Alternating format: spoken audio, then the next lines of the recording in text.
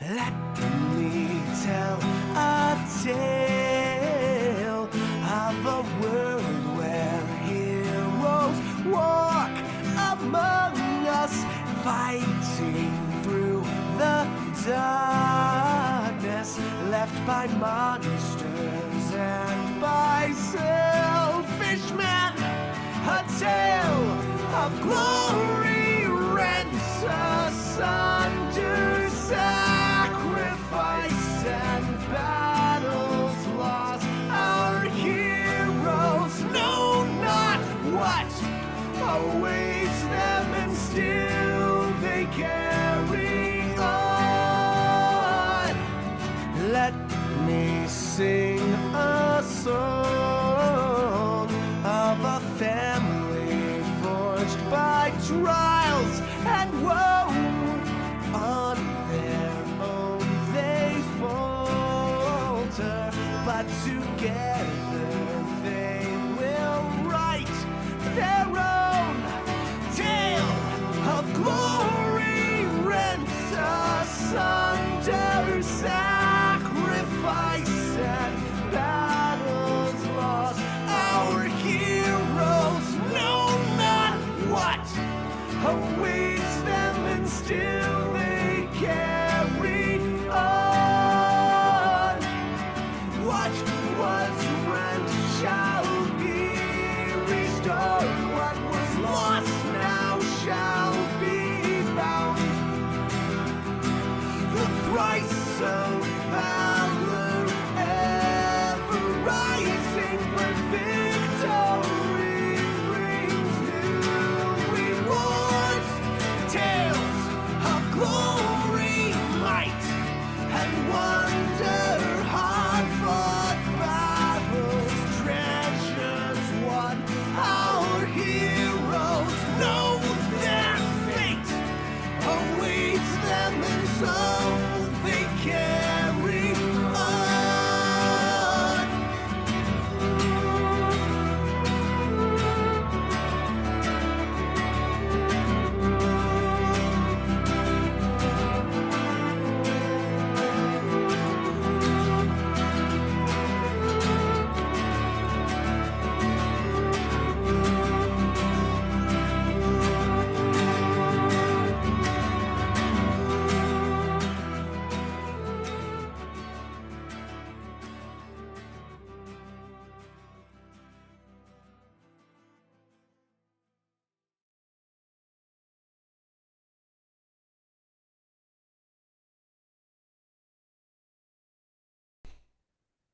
Hello, and welcome to Waterdeep. I am once again your humble master of dungeons and keeper of dragons, Pixel, and I am excited to present to you the Is That a Horse Climbing Your Walls, or are you just happy to see me 22nd episode of Ages of Einor Presents, with our beloved creative partners in the Yeet Fleet, Waterdeep Dragon Heist.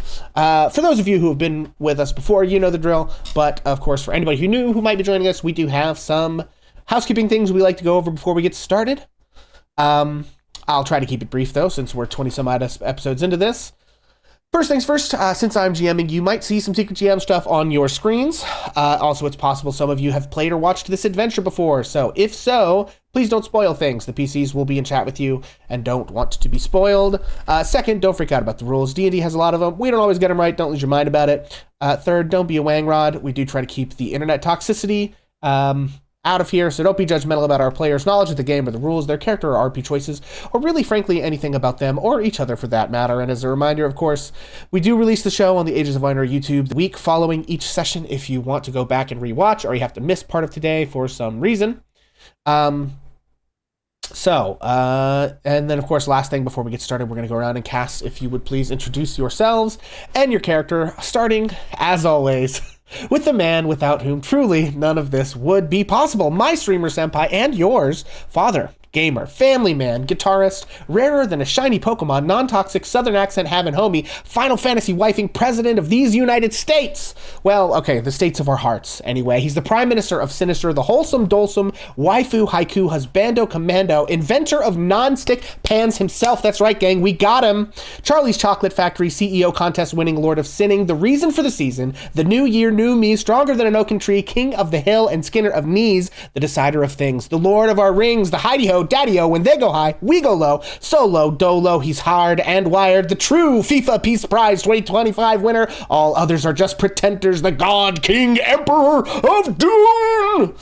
Dune his best. Anyway, one cool cat, a chilled feline, if you will, a truly outstanding hang glider, the inventor of those tiny little cheeseburgers, I think he called them sliders. He's a culinary MacGyver, a real high flyer. Watch the clock, cause my man's on a timer before he's blowing up, more famous than Oppenheimer, a complete live wire, the big dog himself, the most dangerous dark elf, and newly minted nephew to the scariest man in Waterdeep, a Vincent Page.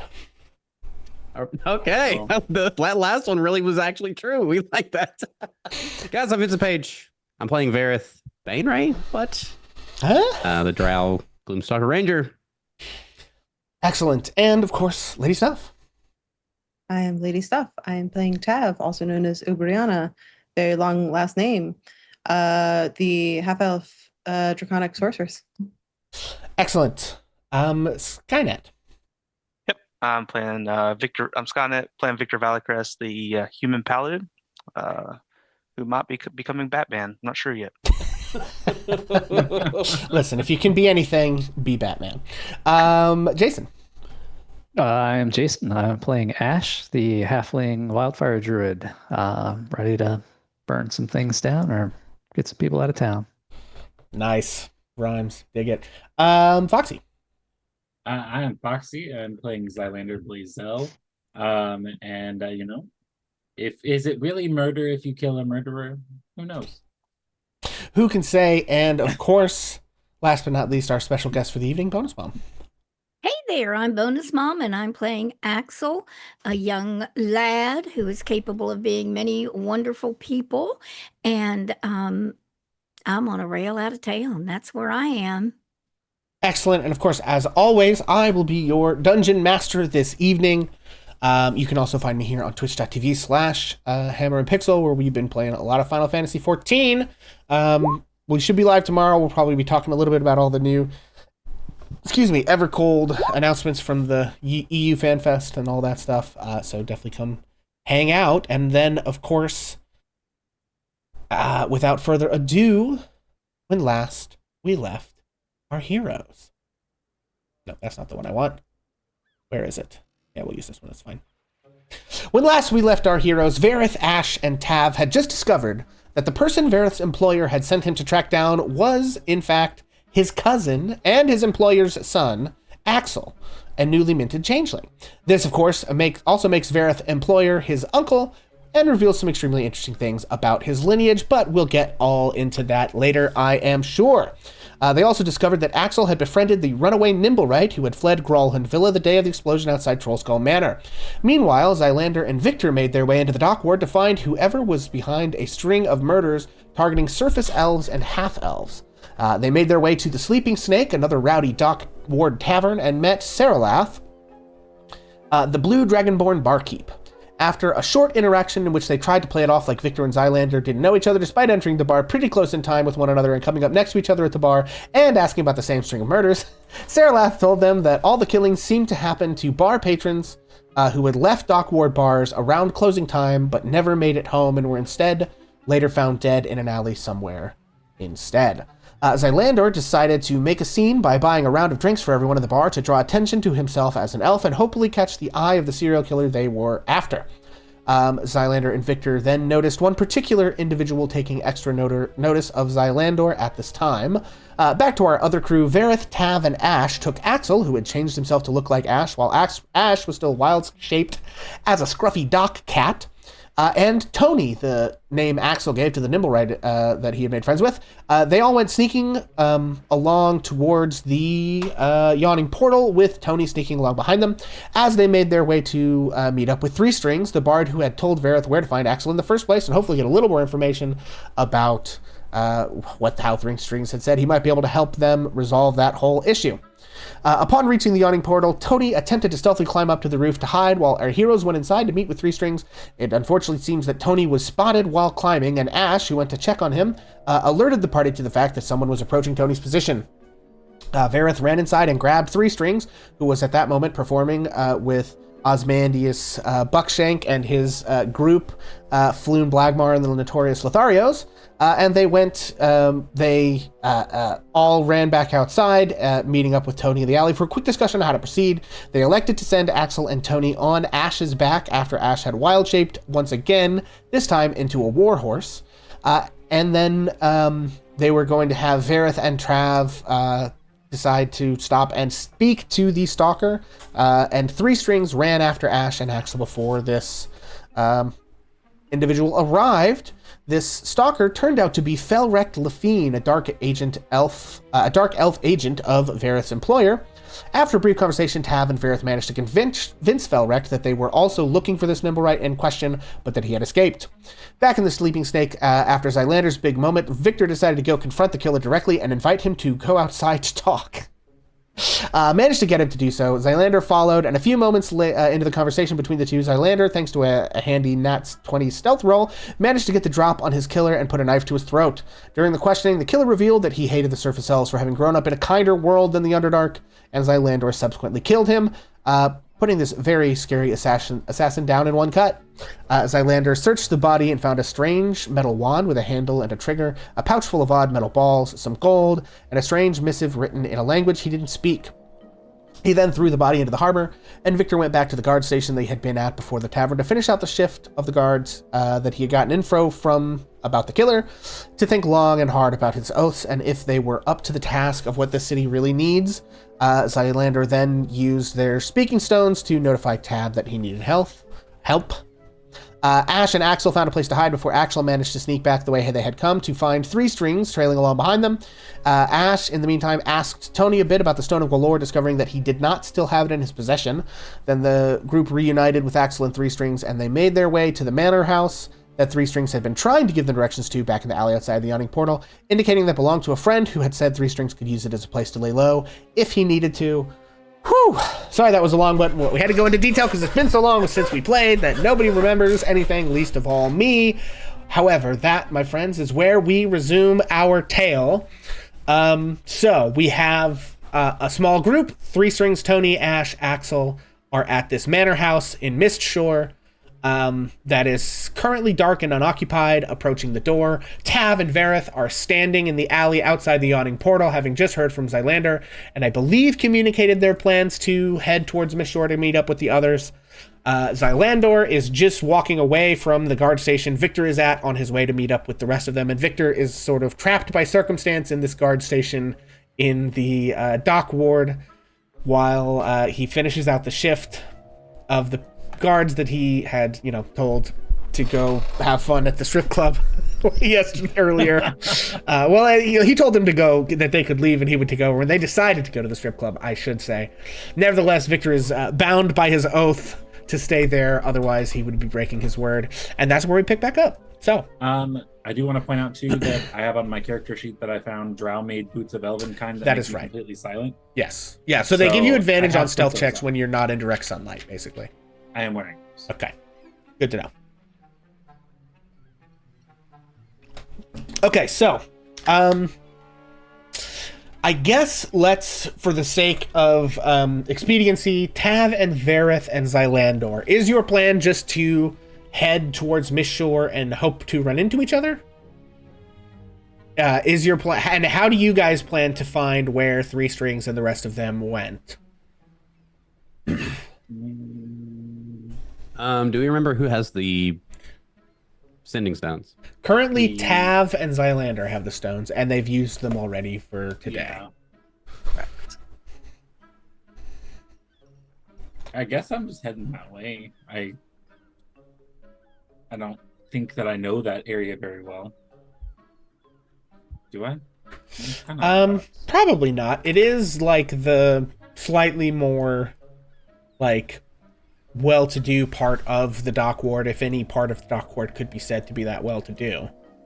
Okay. Didn't he give us like pretty detailed directions? He really quickly spouted out a bunch of directions. If you remember them or have them written down, you're free to use those. If you want to try to remember and have me tell you, that will take a history check. Just because at this point we're sort of simulating you were under duress and he did say all that stuff really quickly. So, 15, yeah, I'll say 15 is decent, is good enough. He basically said, head to Lackpurse Lane, follow it until it hits Sale Street, and take a right. And then, go up Sale Street until you see Tarnished Silver Alley and take another right. Follow that to kind of the end of the bend, and the manor house is there. Well, then I will relay that to Vareth and tell us to head that way. Okay, so we're going straight there and not going to Mist Shore then. That Oh, is it's right in there. Mist Mist Shore. Shore. Like, That's it. Never mind. I'm Stupid. basically, I don't know if this is really technically correct. I'm calling this whole area Mist Shore, right? Yeah, it tracks. But like specifically the docks down here are the most Mist Shore, but this whole neighborhood is kind of Mist Shore in my eyes, if that makes sense. Okay.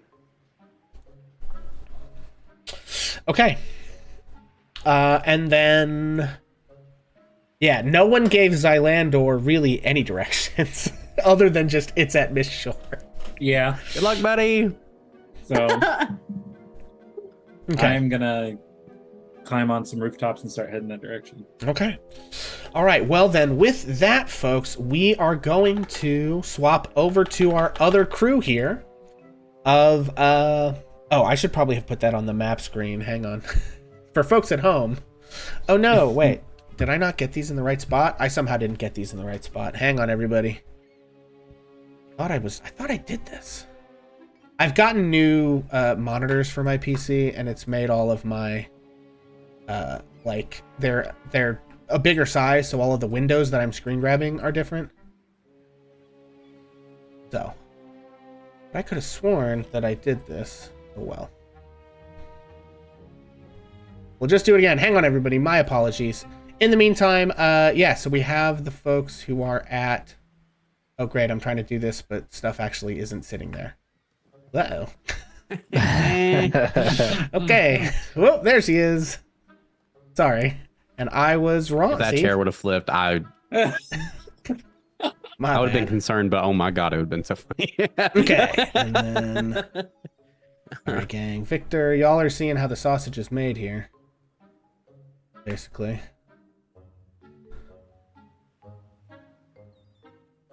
Okay, but nevertheless, we do have our folks who are there, and you are headed up to this house, which 3 Strings walks up towards the front door, and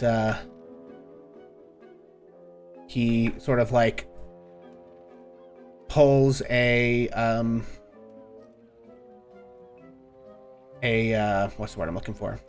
Turns over like a rock to find a key under it. And opens the front door and leads you into the sort of dark foyer of this... Oh, God. Of this manor house. Can I do a little scan of the neighborhood out front before we head in to see if anybody's watching? Sure. Make a perception check. Oh, that's not good. Okay. Did that actually go through? I don't see it. Oh, there it goes. Okay, I'm seeing a 21. What do you have on your end? It rolled twice somehow. So Oh, okay. It's showing me a 14 now, but I thought it was a nat 1, but it's not there anymore. I think I'm just gonna take whatever ends up showing up in Roll20. I'll take it too. Yeah, so a 21. As you look around, I think you don't see really anybody like keeping an eye on you guys. It's a pretty quiet part of the neighborhood compared to a lot of the rest of the dock ward. And nobody seems to be paying much of any mind. Yeah, then Ash will just duck around a corner and then change back into himself and run inside. Okay. So, all right. So we have regular Ash. Okay, so you guys find yourselves in this. 3 Strings kind of goes around and draws some of the blinds, and then leads you into one of the more interior rooms of the manor house, and kind of that has like a sitting room kind of situation, and lights a couple of candles, and sort of gestures for everybody to sit down. Yeah, Ash will make himself comfortable. Okay, so Ash and Axel and Tony and Three Strings are here. Ash and Axel, what do you guys say as Three Strings is kind of just sort of waiting on you to talk at this point, I guess? Yeah, I think first I'll turn to Three Strings and just say, anybody follow you? How'd you get down here? I don't know, not that I know of, man. I'm decent at sneaking around, you know. We're pretty safe here then. We can chill for a bit. Oh yeah. You'd have to be crazy to. The guy that owns this place is a retired adventurer, you know, but he can still hold his own. So you'd have to be pretty crazy to, try to mess with us while we're in here. All right, perfect. All right, Axel, how you feeling? I think it's pretty safe here. I'll feel better when I have miles and miles between me and this place, but I'm just grateful to be inside someplace and off the dock. Yeah, Does seems Axel like an know upgrade. Does Axel know where Tony is? Where is Tony? Yes, he's in the room with you. He is in the room with me. Yes. Okay, then I think I'm staying close to Tony. I'm sorry, what did you say? So this feels like an upgrade for sure. The docks. Yes. Is there anything to eat around here, maybe? An apple? Oh. Yeah, probably. Hang on. And Three Strings sort of pops up and moves into one of the other rooms and starts poking around. Okay, so just not to belabor things, it seems like Tav and Vareth at least are going to be able to find their way here pretty easily, thanks to Tav's history roll there. Is there anything important you guys feel like needs to happen or be discussed before they arrive, or are you cool with sort of just hand waving until they get here? I don't think we have anything. Okay. All right, well, Tav and Vareth, you guys begin to make your way down Lackpurse Lane. You know that Felrect basically cast darkness and then vanished. What would you like to do as you make your way towards this manor house?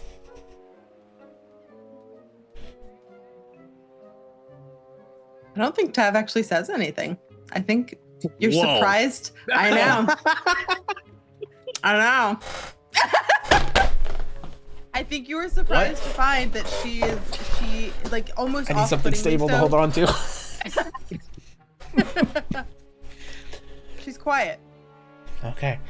She's Are you processing. guys like sneaking? Are you trying to see if you're being followed? Are you like how are you moving through the city in that way? I mean, I definitely would want to make some kind of perception check as we're going along for certain. Okay. Yeah, go for it. How about 23? 23.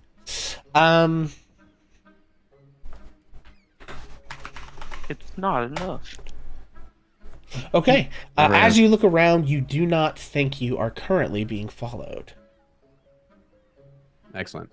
And I do think that, since it's been so kindly pointed out, I think he'll say, "You're unusually quiet."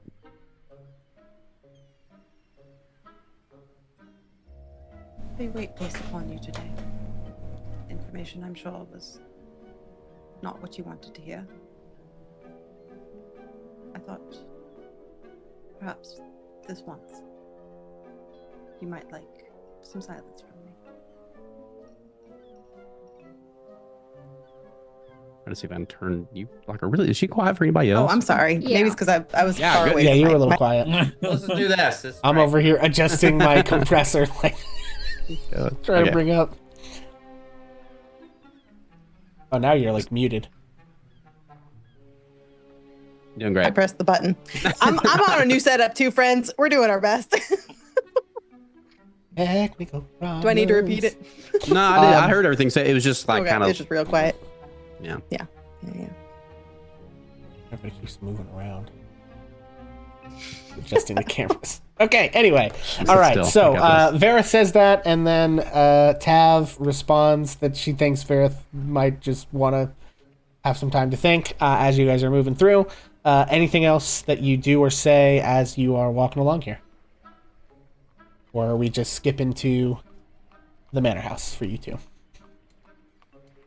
No, I do. I think he says, I've spent my entire life in silence, so I don't. More of the same, I suppose. Though I do believe I owe you some answers.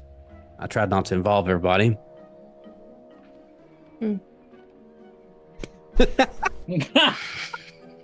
Whoa! Jerry's head is popped out of your pocket, just sort of looking around, squinting, keeping an eye on things.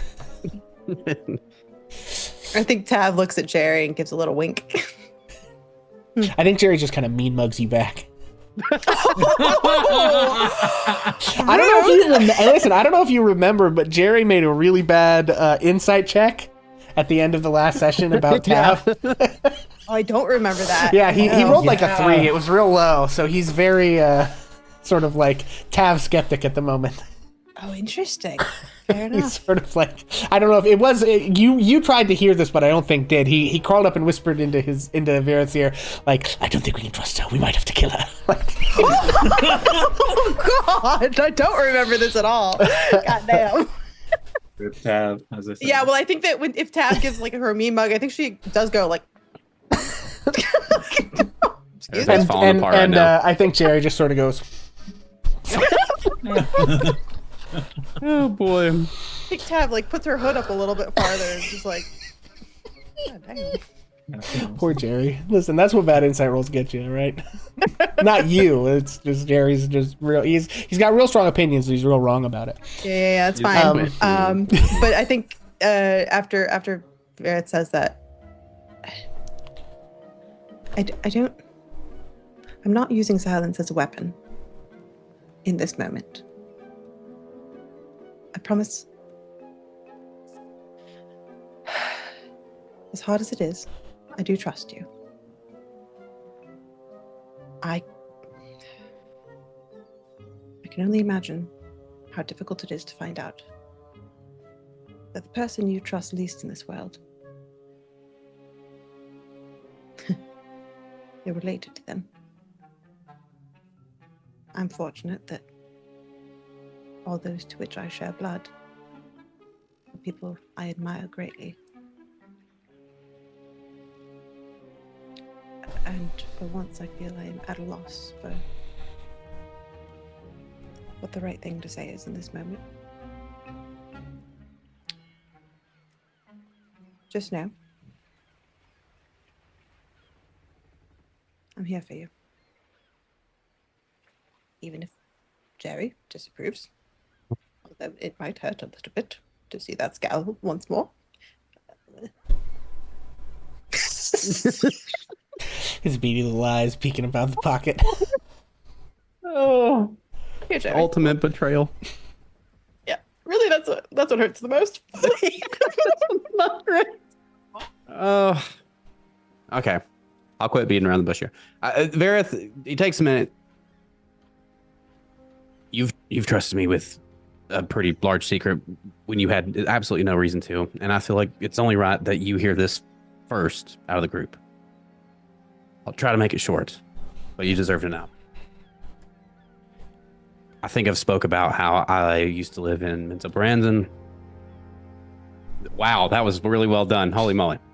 Okay, sorry, I heard the music and it distracted me. My parents were murdered, which is, pretty standard for a drow society. And even now, I'm not 100% sure why, but I wandered around the wilderness for quite some time. It's where I met Jerry. Again, you've heard this story. While I was down there, Jarl Axel found me. And he's the one who brought me to Waterdeep. So, in payment for that, that's who I've been working for. Jarlaxle Banray. Related to the most powerful people in Menzoberranzan, of course. This is the first time that Tav is hearing Banray, right? I mean, relation, like, ever in your life? No. Okay. Like, I know that she would know Banray. I mean, like, that's the first time that she's hearing that they're like the first... Axel's last name. Yeah, they're like the first family of Menzoberranzan, right? So... And his real name. Yeah, this is the first time she's hearing his real name. Yeah, right. Yeah, because you've heard Zardoz before, which is one of his sort of like aliases he uses. She stops in her fucking tracks. She full halts, and then she keeps walking. Well, exactly. Jarlaxle runs the mercenary company Bregendarth, and that's who I've been working for this whole time. I chose not to relay this earlier because it's dangerous information to have. You don't want to be on his bad side, although it seems like we might be a little, how they say, boned in this situation. The ship has sailed. I think his ship's still in the dock, actually.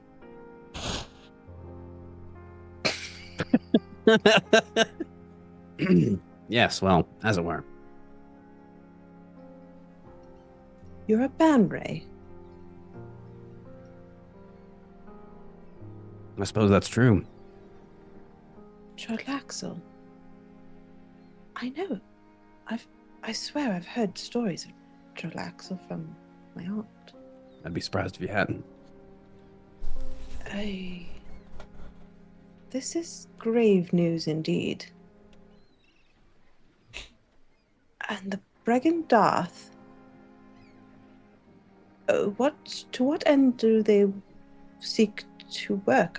Are they a liberation front? Are they... what is their goal?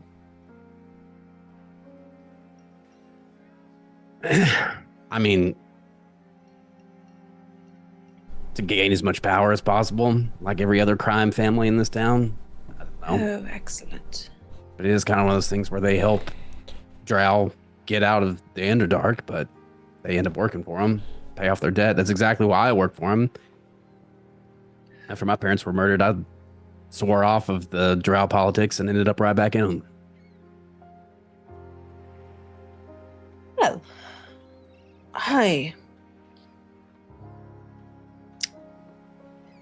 now I'm speechless for a whole nother reason.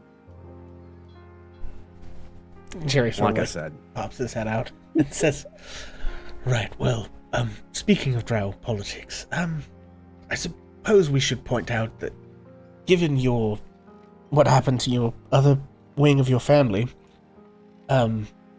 you might possibly be sort of the most dangerous elf on the planet when it comes to Drow politics.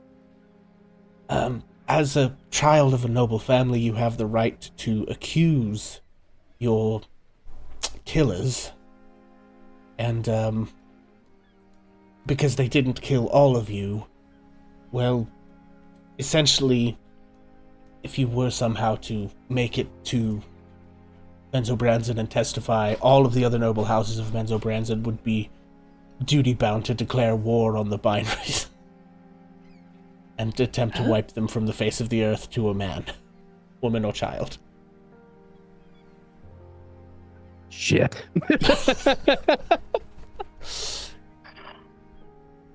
Now, as long as you don't go anywhere near there. But I'm just saying it maybe speaks to a motive as to why Jarlaxle would sort of want to keep you, let's say, in reserve amongst his coterie. Because it's his lineage, I don't think, is common knowledge. And so it's sort of a threat he can wield, Probably hasn't. Sort of a, last-ditch effort kind of tool, but isn't, well, not what this means, but it's the nuclear option. What? It's point of no return option, let's say. Okay, yes.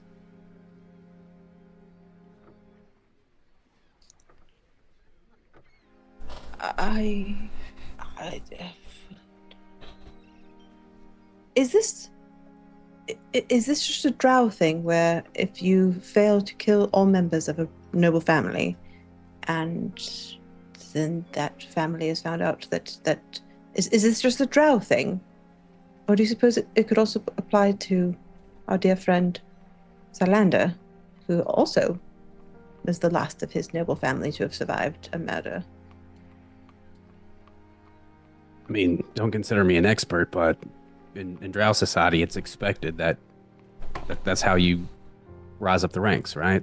Right. You're the 8th noble house of Menzoberranzan. If you completely wipe out the 7th with no evidence left or nobody left, you're now the 7th. You know what I mean? Right. I don't know that that's how it works above ground, but I don't know. Not to my understanding, no. It's they prize sort of cunning and, backstabbing, maneuvering, and if you leave any nobles alive, it just means that you weren't cunning enough. And so there's sort of a facade of legality to the whole thing, but, it's all political maneuvering, but the sort of public fiction of it all is part of the deal. Not to mention the whole, falling in and out of favor of Lolth. The failure could be seen as... Yeah, when you say the word Lolth, Jerry sort of like spits out of your pocket. Yeah. Yeah, you can definitely see a shudder from Vareth as well. Like, I think Tav actually reaches her hand out and like touches his shoulder.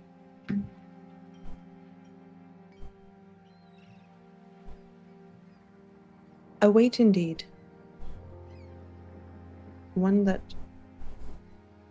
I wish you didn't have to carry alone for so long, but I am thankful that at least at this time in which such revelations were had, that you, perhaps for the first time in your life, have people who truly care for you, not as a machination in some plot, but for who you are.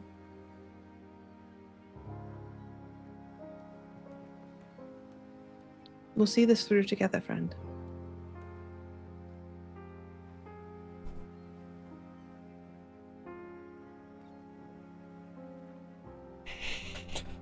Okay, well, I think with that, we're going to say, Tav and Vareth, you arrive at this manor house. You're pretty sure it's the right one, although you don't see any lights on inside. I guess folks in the house, are any of you guys, like, trying to keep an eye out for them in hopes that they get there, or are you all just staying hidden? We'd probably be chatting a little bit. Probably somebody keeping a watch just to make sure. I think probably would have had a conversation about whether or not to go and get them or just wait a while. So I guess sounds like we had just decided on wait to see if they show up for a bit. So casually keeping an eye out. Okay. Yeah, I think if you're keeping an eye out, Ash, you do sort of see them headed up the road, sort of like peering at each of the houses, trying to kind of figure out which exact one they're supposed to be headed to.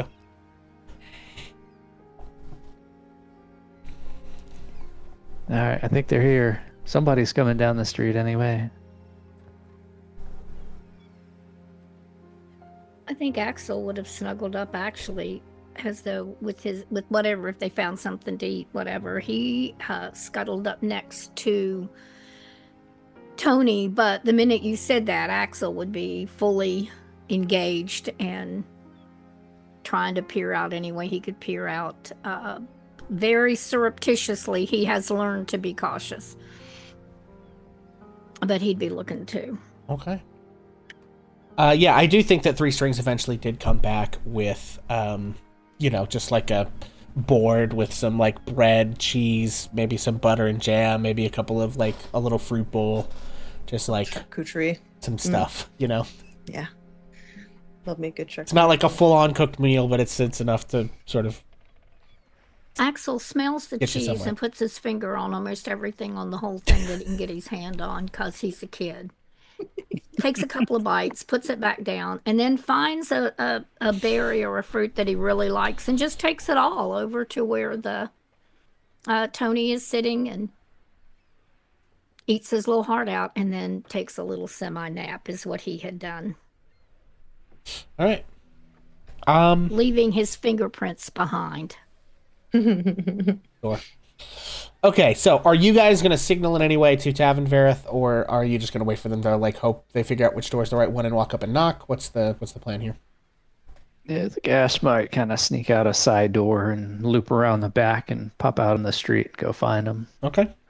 Yeah, so as you guys are trying to figure out precisely which one of these houses, the very vague instructions from Three Strings muttered in an alleyway before you all had to flee and have a very stressful encounter and then this huge revelation, you do eventually see Ash kind of pop out and like wave you down. God, they're here. They made it safely. Yeah. Are you to us yet? I hope so. Ah. Kitty! Sorry. Yeah, they're in the house. You make sure you're not followed. Yeah, she'll look at Verith. No one I could see. Nah, well, Three Strings and the kids are in there. So I guess we head in, figure out a plan.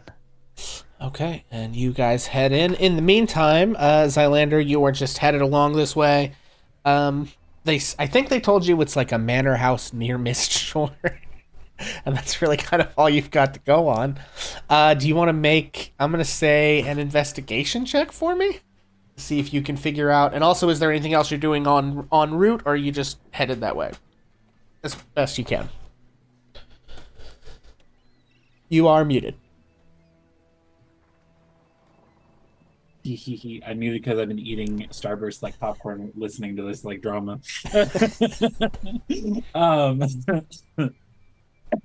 Excuse me. I would be kind of like on my way to the rooftops, and I'd be like cussing under my breath, and be like, "Should have gotten better damn directions." Mistshore. Do they just expect that I've been to Mistshore? It's this hoity-toity little place. All right, I guess I'll find the one manor house in the whole place. And on my way, I'll be kind of like looking and seeing if like there's anybody or anything that's been like I can steal along the way. Just kind of like make myself feel better. Okay. Yeah, give me an investigation or perception, whichever you prefer. 18. 18, sure. I mean, you're headed along the dock ward. This is your usual kind of situation. Let's see. I'm going to say...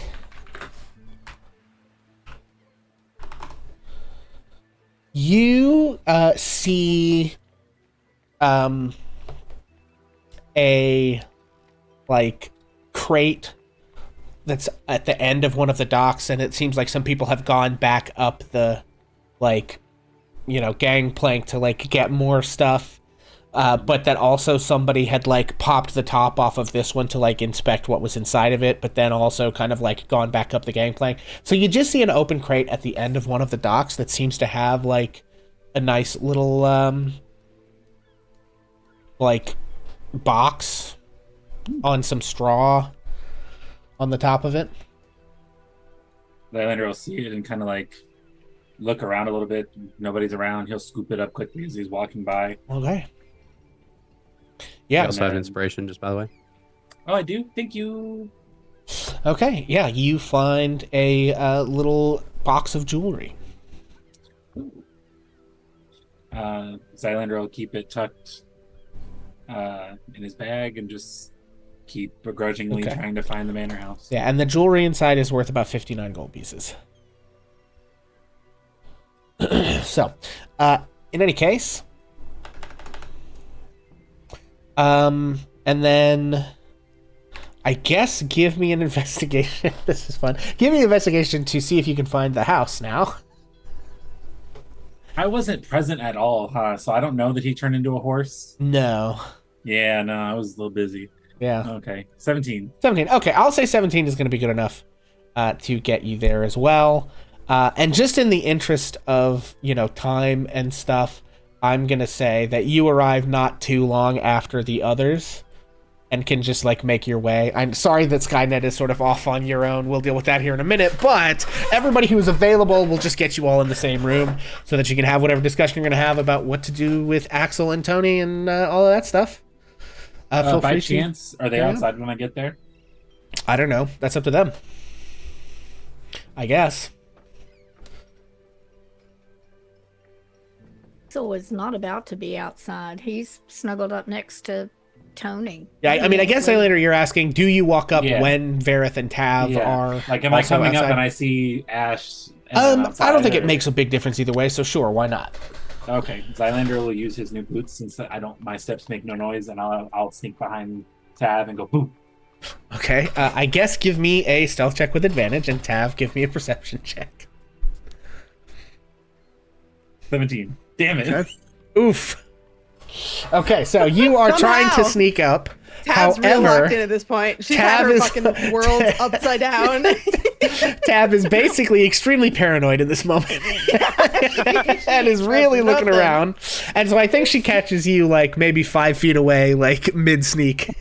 I'll be like, Dana, Dana. Oh, No. Jerry pops out and says, "It helps if you don't make the noise." surprise. And then Zylander will kind of just run up and be like, hi. Hi. You made it. I realized afterwards we didn't really give very good directions. I'm so glad you made it though. Yeah, and it's been a night. I need some rest. I did some things. And I Oh, would is that like to sleep. Is that a bit of blood on your shirt? Zylander will go to like look down at it and then realize that his hands still have blood on them too, because he definitely didn't wash up on his way out. He'll be like, yeah. Oh, but you're, and it is it wasn't Vicky, was it? Oh yeah, I guess he's not here, huh? No, it wasn't Vicky. Okay, all right, good. Not yet. Good. And then Zylander like realizes his dagger still has blood on it too, and just be like, bring it against his already bloodied shirt, and I'd be like, yeah, there's one less serial killer in the world, guys. Good. Proud of you. And then that being said, Zylander like shoots a glance over to Vareth and be like, can I borrow your mask? What? Can I borrow your mask?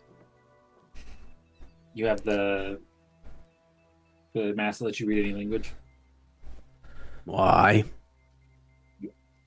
Oh, I don't know. Maybe because I can't read what I'm trying to read. I guess. I'll I'd give it appreciate if you give it right back. I'm kind of fond of it. What language is it in? Hey, perhaps we shouldn't have this conversation out here on the stoop while people are Yes. after us. Also that. Just a thought. That's also a very good point. Well, so Zylander will take the mask and then step inside. But hold on, Zylander. But before we waste that, what language is it in? Perhaps one of us knows it. Do I know what language it's in? I mean, I think it would take an intelligence check to know if you recognize the alphabet. I do You just wanna also point could out just that- produce the document and have everyone look at it and see if anyone can read it. That's an 11. 11. I'll give the Yeah, 11. you're not sure. Yeah. Tav speaks Undercommon. Just a heads up. I also it may- speak Undercommon. And you read Undercommon. That the Oh, reading is that even right? Without Undercommon the was mask. the more important part for this. I love. I'm so sorry, buddy, but I love that enthusiasm. Doesn't Vareth have the mask or whatever though? Yeah, hold on. Yeah, but just real you quick. can only I use wanna it point once. Out, I also want to point out, Per for the day. record, I can read Undercommon. I can't read Common. Yeah. Yeah, and other surface languages, yeah. Oh, I didn't realize gave- that. I can read and Oh. write Undercommon. I just can't Oh. read anything else. Just for the record. Feels like less of a crutch than I thought. Or less I of mean, a- they're not in the Underdark, so it never comes up. Well, now it I has. mean, it might. At the moment, but Well, Anyway. This might actually be the first time though that you realize that Tab can also speak Undercommon, and read it. Anyway, Zylander's like trying to usher Tab from her winded speech inside. Be like, yes, I will show you inside. Come on. Yes. Okay. Great. Yes. Yes. Yes. okay. So yeah, Axel and Ash, and you guys. I mean, obviously Ash was outside, but you all returned back inside. They Three Strings, Tony, and Axel are in the sitting room. And yeah, carry on. So then I'll hand it over and let Tab look at it because with an 11, I assume I don't recognize the language that's written in. Yeah, with an 11, you don't. This is undercommon. Well, is it undercommon? It is undercommon. Okay. Per the mood that I wrote at the end of last session, it's undercommon. Oh, is it? Yeah. Yeah. Oh, I see now. I stopped reading at gun. Reading it done. That might be the most Texas thing you've ever said in your life. Look, I'm a Southerner at heart, you know. Anyway. I don't know. Would Verith be surprised when Tab just starts speaking in undercommon all of a sudden because she's just reading this note out loud? I think he's surprised to hear it because he's not heard. Well, I guess maybe an unlikely spot, but also he believes in your intelligence enough that it's like, okay, yeah, that kind of makes sense. That's so sweet. No, actually, the more he thinks about it, and the more he thinks about who you are, now it's like, yeah, that tracks. She lived right next to us. We practically neighbors.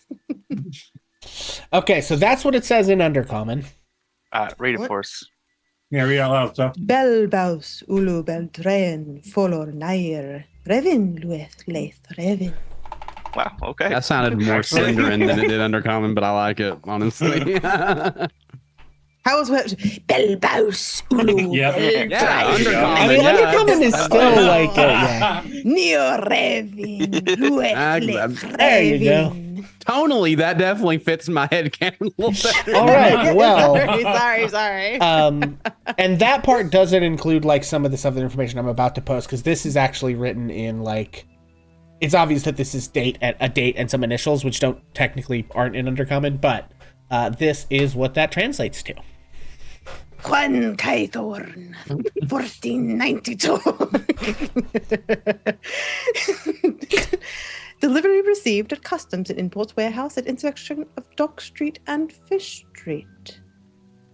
Delivery received at Customs and Imports Warehouse at intersection of Dock Street and Fish Street. IR. And it's like, it's the I and R is kind of like a stamp. You know, I I think don't she think I got the name of the serial killer, did I? I don't know what he was named. No. Was. I killed him so fast. Oops. Also, quick question, because we talked about this last night, but I didn't actually. Did I take anything to like confirm the kill? Like, is there anything that I have that could confirm? I do that think you cut a could piece of him complete- off, didn't you? Yeah, I Am cut I his crazy? ear off, right? Something like that. Yeah. So if y'all see my bag bleeding, just mind your business. Oh, Ooh. Yeah. And This was then just you this was read just this to me. 4 days ago. The first of Kaithorn. Should we the Dock Street and Fish Street, but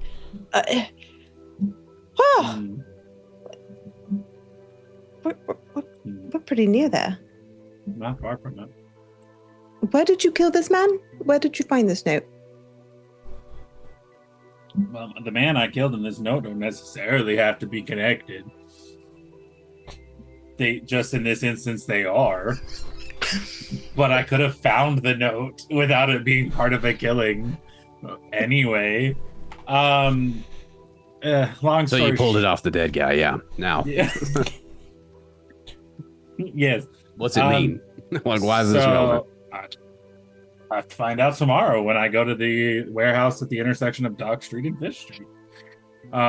Essentially, what was going on is that this drow was mad at all of the high elves because, you know, we were born above ground and he was not. And, That's you pretty know, common.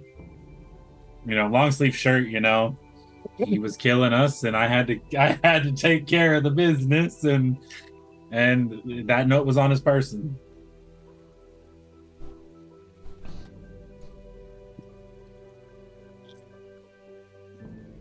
No boy. This is, as we're gonna. Uh huh.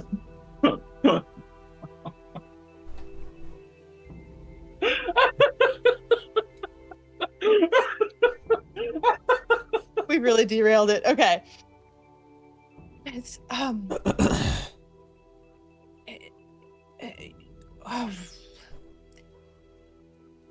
lost all train of thought. There's too many revelations. had to die. For me. That's fine. I understand that. But how he ties into what's at this warehouse and who's delivering it, and I don't. There's not any chance, perhaps, that he might have been an associate of yours, Vareth. Could he? Oh shit! Fuck! I don't know. What did he look like?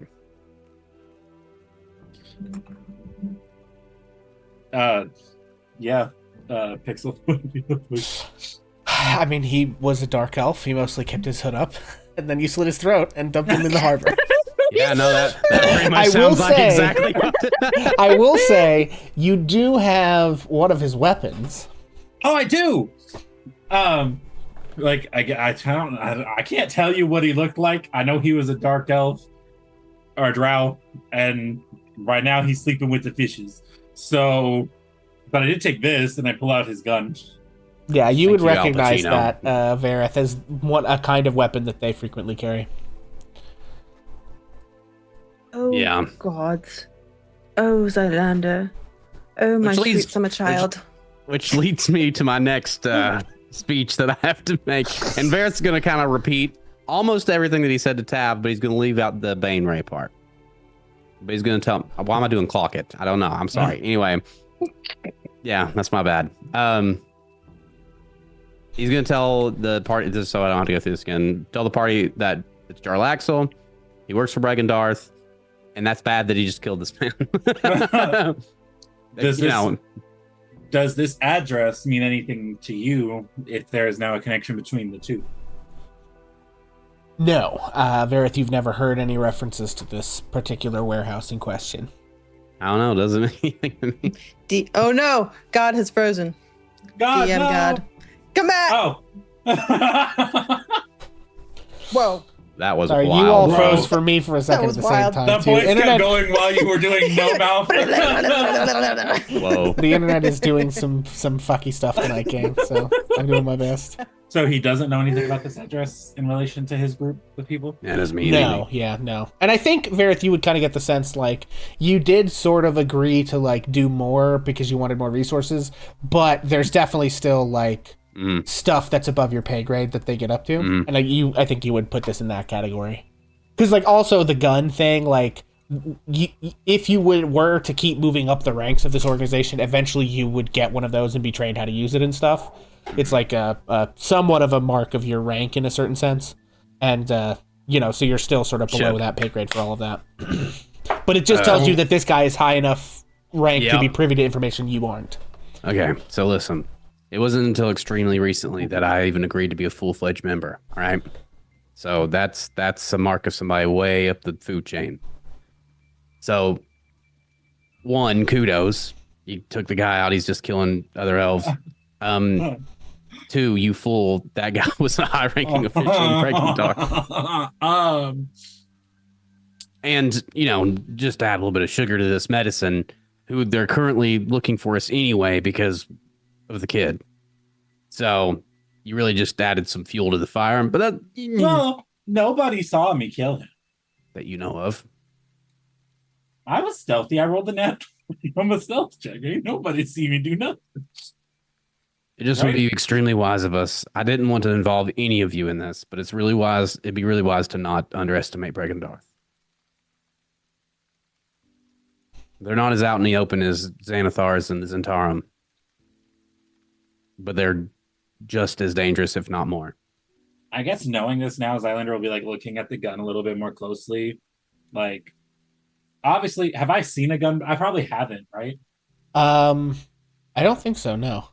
So I'd be looking down the barrel and like, oh gods, I'd be like, this is gonna get bad. Be like, I don't know how this works.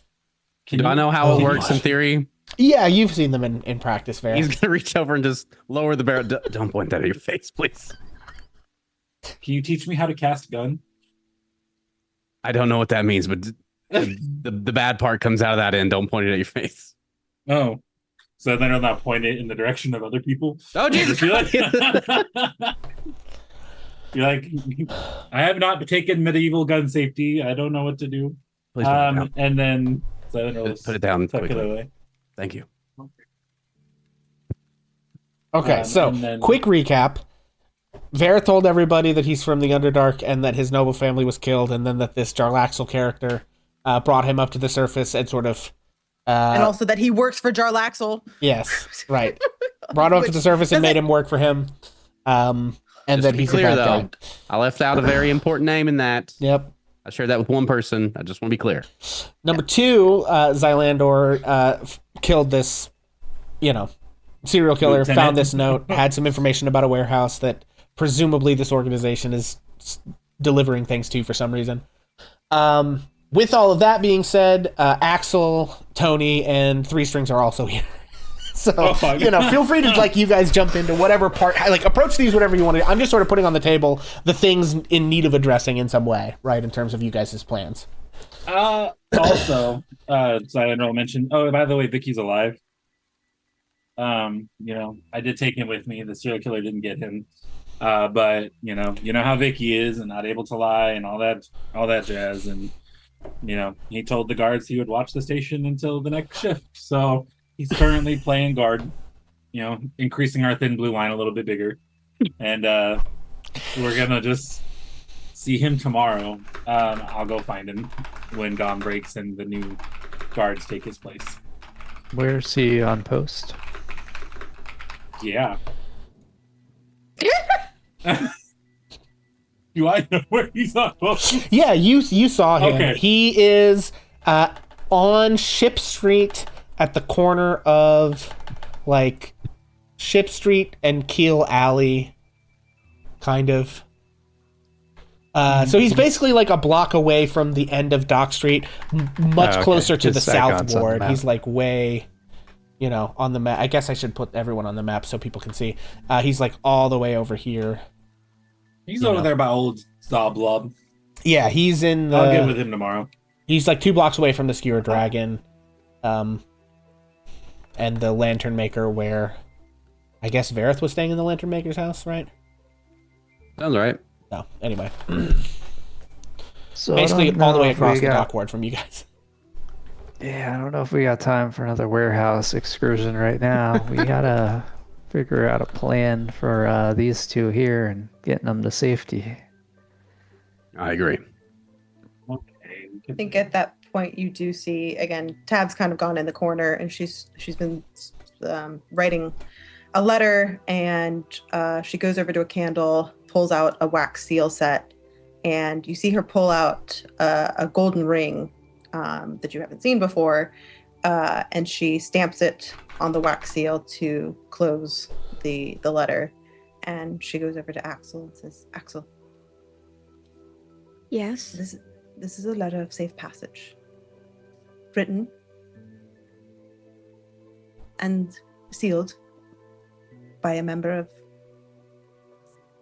the Silverhand family. It should provide some degree of safety on your travels. Should anyone suggest that you do not belong on the road where you are, or do not deserve quarter, show them this letter." I will. Thank you.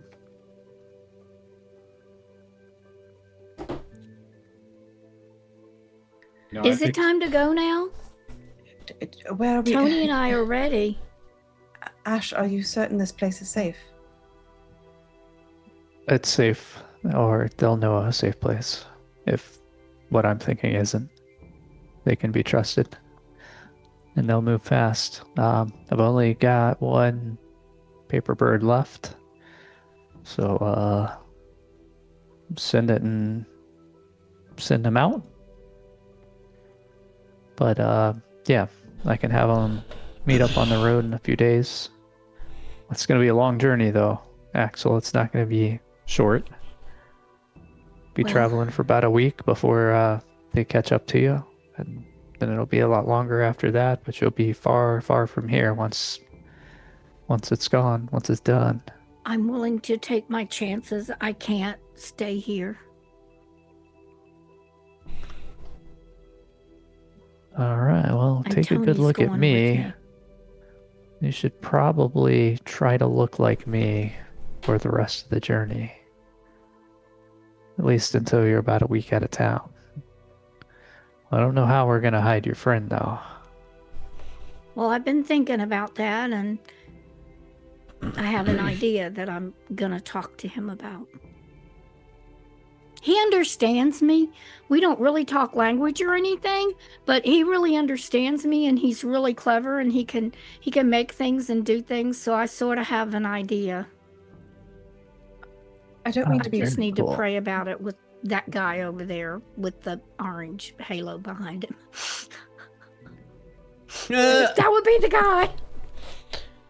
I don't mean to be rude, and I know this is perhaps not the time, but the reason we even found you was we were looking for Tony, as it were. He had a stone, and he absconded with it. I saw it in a vision. Does Tony know where the stone is? Any inkling of who might have it now? I had a short conversation with him. Didn't get a whole lot of info about it, but he doesn't have it anymore. But yeah, Axel, if you could get any more of that info out of him, that would be great. Well, he likes me, and we're friends. And I've done good things for him. He doesn't want to eat anything. But other than that, he's really a good guy. So I'll talk to him. Thank you. And I think Axel will try to pull Tony over to the side and have a conversation, Yeah, Mr. okay. Dungeon Master. Sure. Yeah, so while you're doing that with Tony, I do think Three Strings pipes up and says, "Oh, man. You guys, your stuff is super complicated." No. You, as a matter of fact, how did you get wrapped into all of this? You knew far too much for Well- some minstrel in a band. Well, we're all revealing secrets, okay?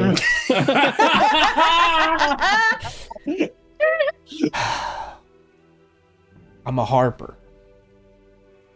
There it is. Yeah, Also, that tracks. The guy that owns this house is also a harper. His name is Mert. He used to adventure with Durnan back in the day. Wait. Mert. I spoke with Durnan about Mert. He.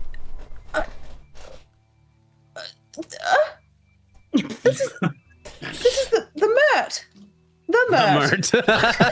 The Mert. Yeah, there's really only one Mert, man. The walrus. Yeah. He was Got a big he made it mustache. Yes, he made it very clear that he was an open lord, and he sought to directly solicit feedback from citizens of Waterdeep. Well, technically, he was an open masked lord. That right. one, that open master. Sorry, open. I'm very excited right now. This is his house. Oh, hideout, rather. Yeah, well, I mean, no, this is his like manor house, but the Harpers are sort of welcome here if they kind of need it, you know. Does that mean we're all sort of harpers now? I've always wanted to be one. Not really. However, he sort of like looks at Vareth and says like, "Listen, man, obviously you're up against a pretty big fish, right?"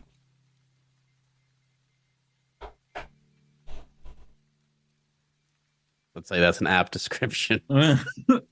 I'm just saying, if you maybe, I'm not trying to like twist your arm or nothing. That's not really how we operate. But when I was saying that we might have some ways to kind of like help you out a little bit, the backing of an organization he probably doesn't want to piss off that much might be, at least a little useful.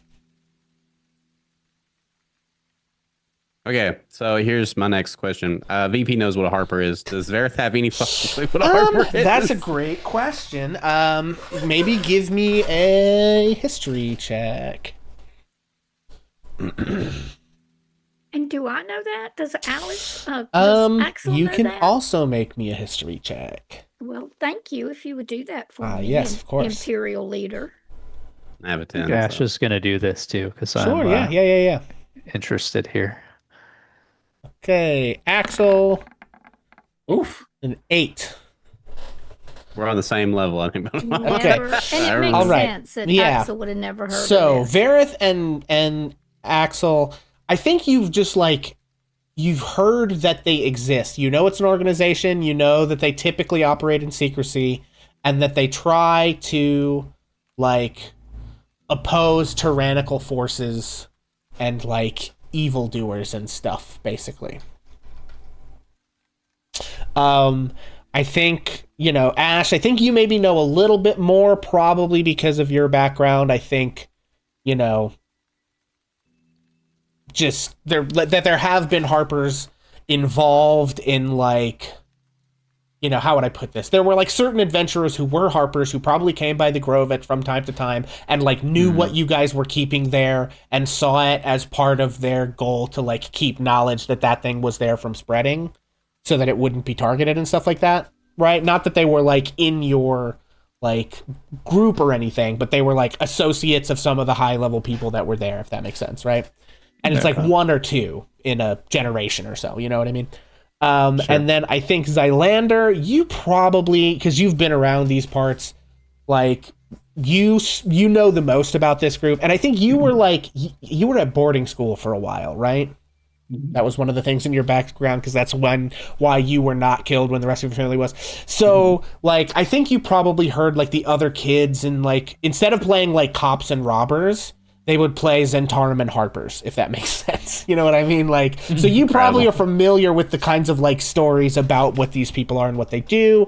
They're a secret society of people. They operate throughout the Sword Coast and Faerun, and basically they try to, oppose tyrannical kings. They certainly oppose big organized crime groups like the Zentarum, or a lot of what happens here in Waterdeep. And they try to they operate in secrecy because in places where let's say the king is a tyrant or whatever, the Harpers would certainly be on his target list, right? So they tend to play their things pretty close to the chest. I'm guessing that because my mom and grandmother were both Harpers, that I am fairly well versed. Yeah, I would think you would be familiar. Yeah, for sure. Well, then all Vareth says is I don't know that I don't know what that is. It's a network of spies and mages and scholars and adventurers. Isn't that exactly what I'm in right now? But it's different because the goal of them, their goal is good, whereas I would say it would seem yours is bad. In general, their goal is to protect freedoms of people and to expose corruption and prevent tyrannical leaders and those sorts of things. They are an intelligence gathering agency, which is where the overlap happens, and which is why I think that Three Strings that sees your particular set of skills as being valuably applicable to their side. That said, though, my grandmother worked very closely with them for many years. Silvery Moon has many of the same ethos as that of the Harpers. Wait, your who did what now? Uh-oh. Zoink Scoob. Oh, fuck. Foot and mouth syndrome. There it is. I sent you a message, by the way. Oh, sorry. I don't No, you're good. Just letting you know. And Zylander's tucked into the corner while y'all are all talking about this stuff. My grandmother. Since we're all sharing secrets today, it would seem. It's gonna be that kind of episode, gang. Listen, this is often how it happens. You know what I mean? It all happens at the same. We're square in the time. middle of the rising action here, so this is plot development. Tab actually takes out the ring that she just used to seal the letter of safe passage, and she says, I am technically the heir to Silvery Moon. Although maybe not anymore, as I understand. There's another child that's been born recently, but my grandmother was Illustrial Silvermoon. Silverhand. Yeah, you guys got a lot of like silver references in your nomenclature. It's a little confusing. I get it. We really like silver quite a lot. Also, it would seem. holy shit. Ha. That's crazy. So Ta-da. wait, so your Ta-da. great aunt is like Laryl Silver? Okay. Yes, Okay, this that's makes what- a lot of okay. So Gralhund Villa is coming into much clearer focus now. yes, This is you know making how a she lot more appeared? sense. Yes, Yeah. Yeah. I her presume niece was that in involved trouble. you guys. Yes. Okay, all right. Yes. I might have Okay. written and said, "Dear Auntie, need help." Sure. Yeah. Oh boy. All right. Well. Oh. Okay, so we're trying to get the kid out of town. Also, Axel, you're a kid. You're not a middle-aged woman. Muted. How in the world did you get a job as a bartender, Axel? Now wait a second. You were serving drinks. How old are you? You Still muted. still muted? Who? No, Me? she's just not. Yes, You're Yeah. asking Axel? yes, Axel. How did you get a job as a bartender? Well, Bonnie, right? Bonnie was my friend, and Durgan Bonnie that you talk daft? so much about. Well, that Durgan guy, he's just not all that in a bag of chips, okay? And he wasn't very nice to her, and she just wanted to get off to go be with family, and family is important. Not our family. Sorry about that, Verith, but other families, and so. I told her I would take her place, and I was being Mel, and I was pretty good Mel. I fooled everybody. Oxmandius never tumbled to the whole thing. I really was good, and Bill didn't know either, and so so I just did it, and it was good. And if you just put a whole lot of stuff in there, they don't care what they're getting, particularly not third or fourth drink. As a matter of fact, you can almost quit putting stuff in there anyway. And sometimes Durgan does that, but he probably wouldn't want me to tell you. But, okay, so there you are. Am I going to get out of here anytime soon? And I've been talking to Tony, and we know some stuff. Yeah. Yeah, go ahead, please. We got some logistics to plan. I don't think sprinting out of here right away without a plan first is the move, but yeah, we'll get out of here. Maybe tonight. Maybe we'll sleep here and get some rest and head out in the morning. We have yet to decide. I think that is when Verith replies to the whole Harper thing. Okay, listen. I don't know what the Harpers are all about, but I have one question. If I agree, will that help my friends? Will that keep them safe? Than they are currently. Well, I mean, it would certainly provide access to, certain resources, a whole network of people who gather information, a whole network of, like, safe houses and hidey holes throughout the entire Sword Coast. The ability to ask other members of the group for help when you come across them. I mean, there's a lot of benefits that would probably make it easier. And then, if push comes to shove, like, it's sort of, we try not to advertise who we are and what we do, but we're a big enough organization that, like, if people do find out, that, like, it's a bit of a deterrent because you don't want to, in the same way that, like, he gestures at Zylander and it's like that, killing that agent of the Brigand sort of, like, might make them as a whole group mad at you and want to do something about it. Like, the same goes with Harper's, somebody kills one of us and others of us show up to check what's going on, Okay, So- I have a follow-up question. Okay. Does that mean that will guarantee Axel's safe passage to wherever he's gone? If we can use the Harper resources? I mean, I listen, I'm not going to guarantee any traveler in the Sword Coast going anywhere, pretty much anything, right? I mean, shit's crazy everywhere all the time. But Do I think it's safer to like use our network than not? I mean, yeah. I think that Vareth kind of looks around the room. It looks at everybody. And he's like, if it means that there's a chance that everybody will be safer by me joining, then sure. Does it also get me out of Bregendarth? I mean, yeah, I don't think. Well, yeah, you can't really be in both. You know, I mean, you might play double agent if you're up to it or not. That's kind of up to you. You know, but like,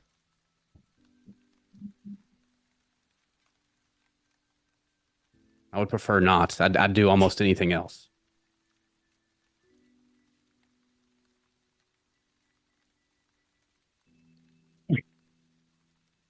What's happening? yeah. I mean, Tav is mumbling and didn't say anything. Well, I'm going to say something. And that is, you piss off my father, he's going to kill you. He finds me, he's going to kill me. So you got 0 chance, and I got 0 chance. Unless somebody helps us. But I'd a whole lot more. End this. At least trying to resist. Because if he gets a hold of me, whatever it is he wants from me, I don't know, but it'll be bad for everybody. And so that's why I've been trying to hang on, is just so that something bad doesn't happen to everybody. You don't really have a choice. Just like I don't. I agree. So let's do this thing, you know? And if something happens to me, don't feel bad, because I've done pretty good to make it as long as I have, and I don't have any regrets. Please don't be foreshadowing right now. I swear to God. Oh God. Okay. I agree. If this will help, then where do I sign up? The mouse might have to do it though, because I can't read and write common.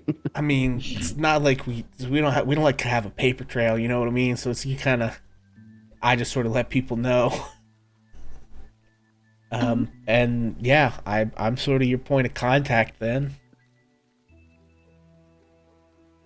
You know, I'll alert you to anything we come across that needs a look at, and you can come get help when you need it. I assume, you know, we're trying to figure out how to get the kid out of here. I mean, where is he sort of looks over at Ash and says, you say you got like a safe place to go, like kind of what direction is it? Like where is it from here? South, quite far. I think my people could be here, and well, they could meet on the road in maybe 10 days or so. Get picked up about a week's travel south. If you have somebody who could help escort that far, my people can take it the rest of the way. That's a place actually known to the Harpers in the past, so it's a good place. It'll be safe. Okay. I mean, I will also say we are here on the, like, you know, Waterdeep on the Sea of Swords, so like, yeah, I don't know. Would it be safer to find passage on a ship down to somewhere and then trek, or overland the whole way? Could sail down to Baldur's Gate and then go up the river there. I don't know what the roads on foot are out of there, but that might be an option too. Perhaps So Gail we're might gonna know. find a map. Well, yeah, that's true. I will say the sea route gets you farther away faster.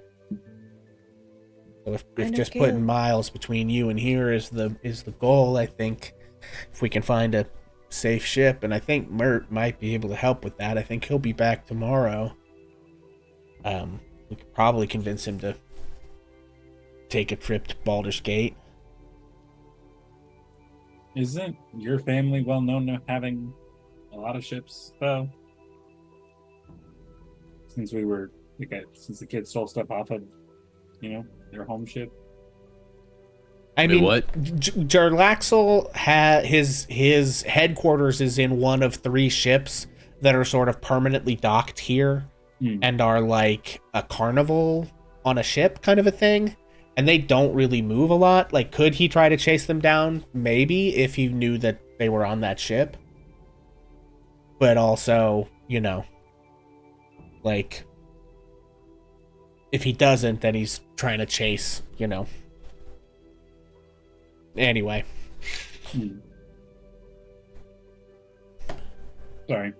Yeah, so no, he does have ships, but it's kind of just like he'd have to know to chase them. So if the stealth getting them out of the city goes well, then they'll have a pretty decent head start. I assume this fancy rich place we're in has a map somewhere? Yeah, probably.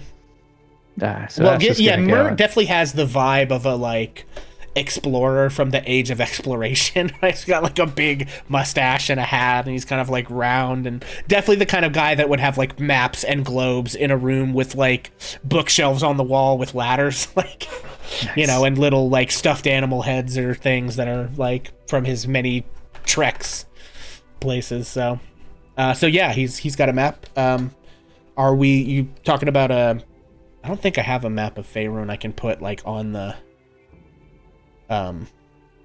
screen for everybody very easily. Hang on.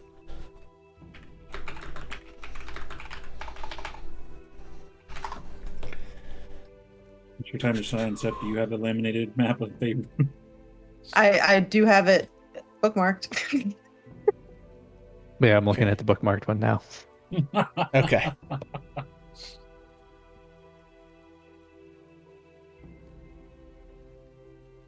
Okay, hang on here, gang.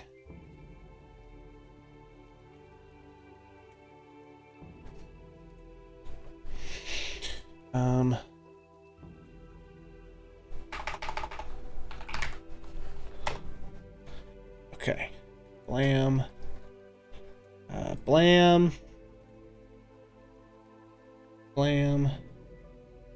All right, 1 second.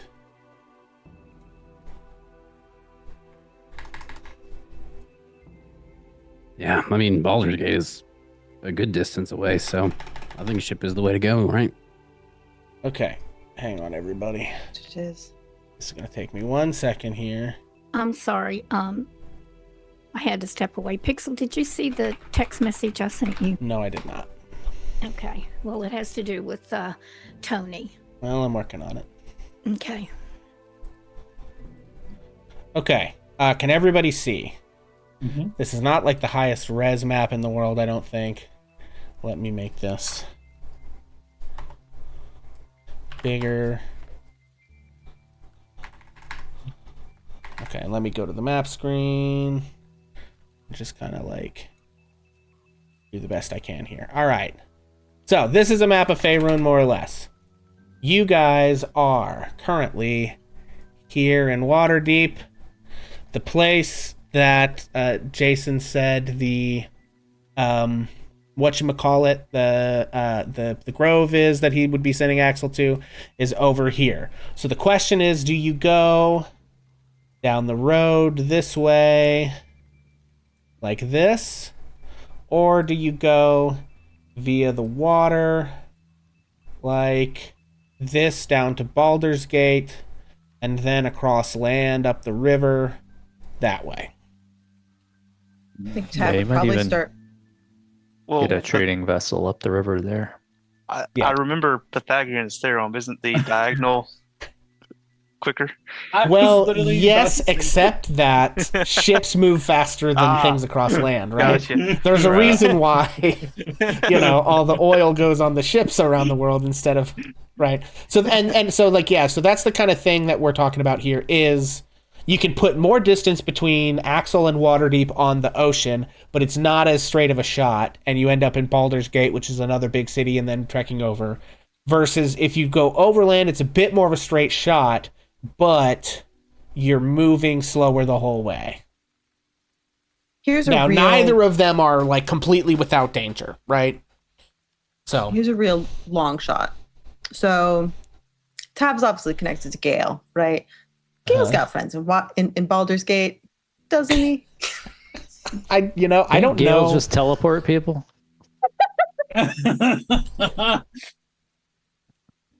I mean, I don't know. Do you want another get out of jail free card? No, I'm just curious if, like, in terms of connections that, other than, like, obviously we could have the Harpers. I think. I mean, I am going to have- say I don't think the events of Baldur's Gate 3 take place before the events of Waterdeep Dragon Heist. So maybe enough. he has other wizarding contacts there, but he certainly doesn't know a party of adventurers that Damn, he not send him to Mommy traveled with. Karlak. Yeah. Have Mommy Karlak. pick Damn, her now up. we got to ask the question is like, are you pre or post Mistra? Mistra? Yeah, that's great the question. We question. gotta- Oh, Great question. Fuck. That's rough, buddy. We'll Listen. find out later. Or Stay concurrent. tuned. They Find out. actually- Yeah, right. It might be concurrent, you know? Oh God. I mean, Tab really isn't around that much. He might be lonely. I think Tab again would advocate for going the sea route for sure, because I think she's going to start listing off all of the different unfriendly factions that you can run into along the way on the road. Yeah, for sure. The only problem is the docks are filled with people he's trying to avoid right now. It's where what's crazy is pure foxy habit. I thought his name was Gil. What's the guy's name that owns this house? Mert. Not Mert. Damn, Mert, not Gil. Jesus. No. I was Hold far on, off on that one. That's like even way Ooh. off for you. You're usually like adjacent. That was like, Yeah. Anyway, isn't that what Mert's for though? He could probably get him a ship with the Harpers down. Wait, stick him on there. Can Tony breathe underwater? Does he need to breathe? Yeah, Tony doesn't breathe now. Oh, they But can he like might sneak right rust. through. He might rust. I don't know about that part. I think this. Yeah, I mean, he's a construct. Salty water is not the best for them. To be fair. before we get too far off topic here, maybe it's best. Do you have your pirate persona? How do you feel about sailing? I was looking for a ship. I could do it. I'm really good. And I watched, there was a guy, Arlo, in our other group, and he was a pirate. As a matter of fact, he was married to the Oh, we're pirate queen. I don't stealing a exactly ship? know how that worked out. But anyway, I watched him. So I could probably do it. But I'm glad you said that. Ash, can the Harpers get him a boat? Yeah, I mean, that's kind of what I was suggesting about Mert, is like he owns at least one boat, maybe more, I don't know. Okay, so now we have a boat. We have a willing participant. I say we go the sea route if that's what Axel wants to do. The And only I've other been thing. talking to Tony. Okay. And I had an idea, and we're waiting to see if the DM says Tony can do it. Okay. To get us to You'd the have to docks. explain to me what that is. I'm sorry. Well, so in an aside to the dungeon master. Earmuffs, couldn't everyone. A construct rearrange himself with a little bit of help into the shape of like a cart or a box on wheels or something that Axel could push, to get him. No, I don't think so. He is firmly a humanoid object. So there's I know. We'll dress him up like the pirate, and we'll put like a thing on his eye, and we'll put a parrot on his shoulder, and he can be the pirate. I might even be able to get under the coat with him. Well, I could be the parrot. He did tell me about the stone, though. Okay, and I am just going to show to everyone, this is what nimble rights look like, just in case anyone needs a refresher. Well, I can't see that, so Okay, I don't well, know. I'll maybe pull the stream up. I don't know. It is also worth mentioning that it's obviously risky for people who are looking for Tony. But Tony's not going to be super out of place on a ship in Waterdeep. If you catch my drift. So if the Harpers can get you there safely, I don't think that there's going to be too much of an issue. Maybe I'm putting too... Well, we'll just put him up in the crow's nest. Nobody can't see that high anyway. Yeah, I just mean that I don't know much about the Harpers, but I already have enough faith to assume that they can get you the ship safely, you and Tony both. And then once you're there, if you're Ash, you know, and Tony is just another nimble ride on a boat, then I think that maybe we're in pretty good shape. Then it's toodaloo, and off I go to safety and away from the bad stuff. And I can go back to just being a kid that knows how to mix a good drink. Oh boy. Where's the stone? Not to be blunt here. Okay, so what he said was that, and I had to kind of interpret, you know, we have our own special way of communicating, but he dropped the stone off at the Castellander Villa before he met any of us. Well, and they tried to make him give it up, and they tried to make him a prisoner, but he dropped it off there and he escaped because he's a mighty warrior. And I like him. Highlander flinches. Oof. Okay. All right, gang. Well, I actually think that is a good moment to take our break, if that's all right with everybody. We're going to take a quick bio break for everyone. We don't always do this, but I need to this time. So, and we're about halfway through, and we will be back here in just a minute, gang. Boop.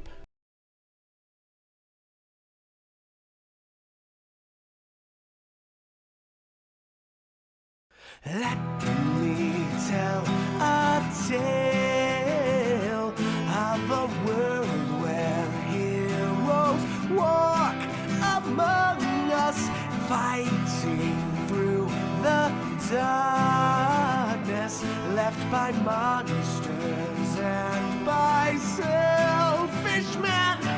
A tale of glory rents asunder, sacrifice and battles lost. Our heroes know not what awaits them, and still they carry on. Let me sing a song of a family forged by trials and woe. On their own they falter, but together they will write their own tale of glory rent asunder, sacrifice and battles lost. Our heroes know not what awaits them, and still they carry on. What was rent shall be restored. What was lost now shall be found. The price of valor ever rising, but victory brings new rewards. Tales of glory, might, and wonder, hard-fought battles, treasures won. Our heroes know their fate awaits them, and so they carry on.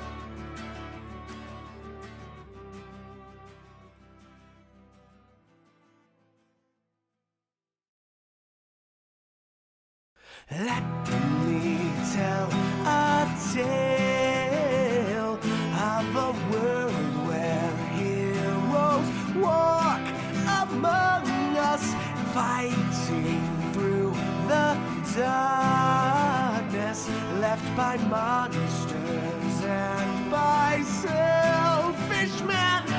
A tale of glory rents asunder, sacrifice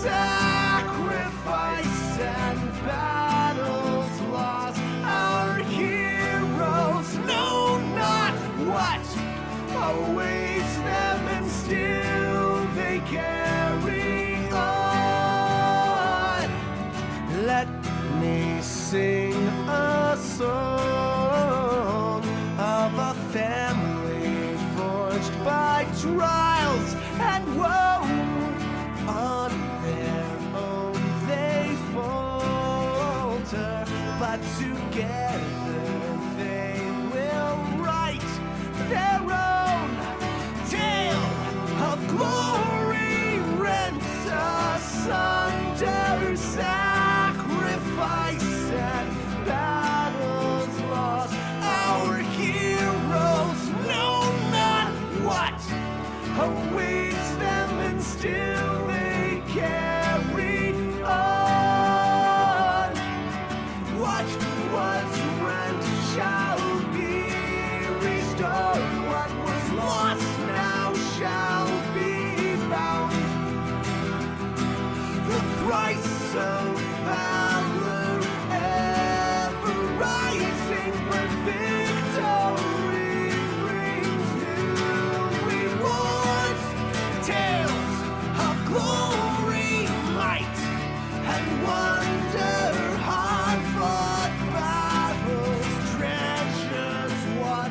Our heroes know their fate awaits them, and so they carry on.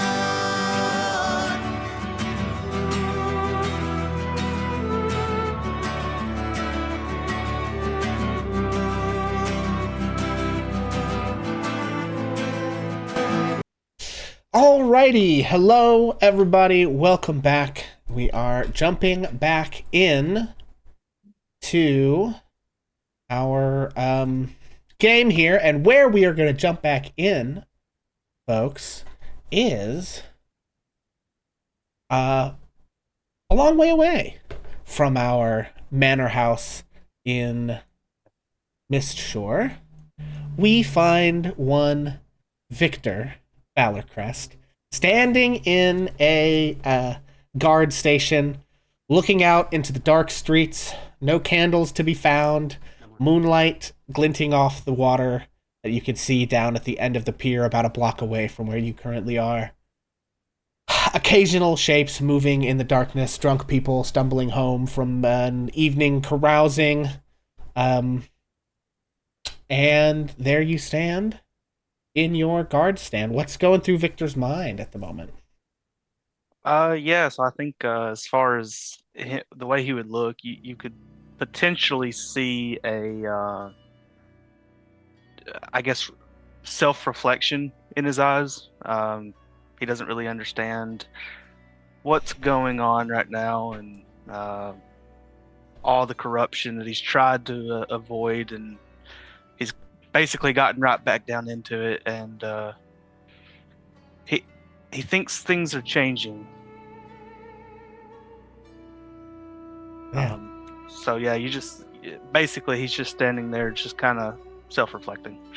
Yeah, and you do hear the sound of the waves coming and going, coming and going.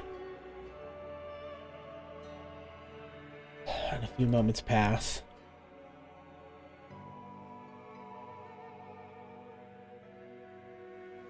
And then there is stillness. You don't hear any sounds on the streets nearby, and yet the water still comes in and goes out.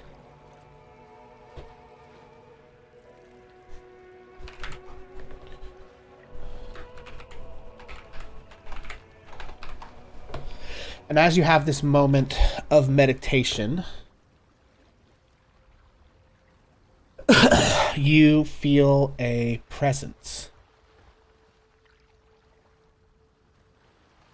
standing in the booth with you. What do you do? I'm going to turn around and look at this presence.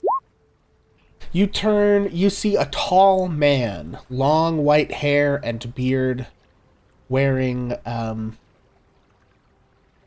sort of runic armor, holding a long sword in one hand, a battle horn at his waist, missing his right hand. Yeah, I think Victor will put down his sword and shield, kneel down, and just ask him like, "What am I to do?"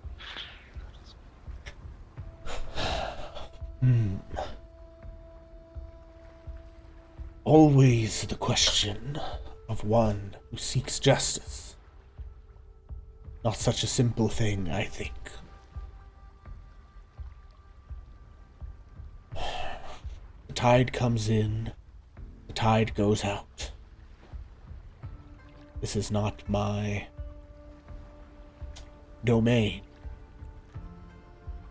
Nevertheless, in all things, there is cycle. Sometimes one thing, sometimes another. So it is with justice. A man who steals to profit for himself, and one who steals to feed his children. Are they truly doing the same thing?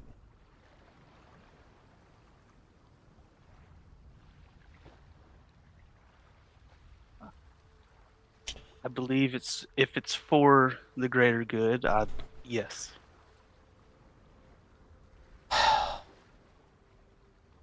There are many ways in which one can seek justice. There are many ways in which one can believe they are seeking justice while preserving injustice. Yes. I want to be able to do the right thing, even if it involves doing the wrong things at times. Oh. This city is a great mass of humanity, as it were. So many people, so many different perspectives, so many different situations and experiences. How could such a place,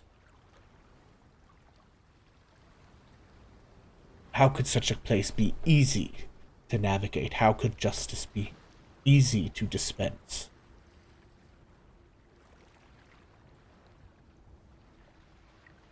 I don't know that I have an answer for that. There are times when what should happen can't happen. When those who would do the right thing are bound by circumstance, by the laws of the people, to be prevented from doing what needs doing.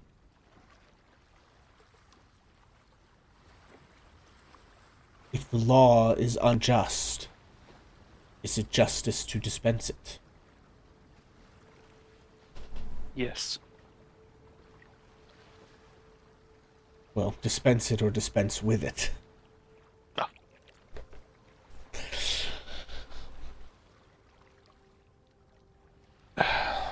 Victor, I sense that you do the thing that I look for when asking someone to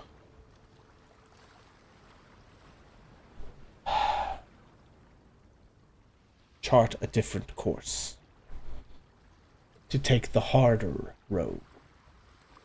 Do you know what it is? Vengeance. Not exactly, Victor. Ah. You agonize about it. You think long and hard about what you do and why you do it. And only someone capable and willing of doing that would I ask to dispense vengeance.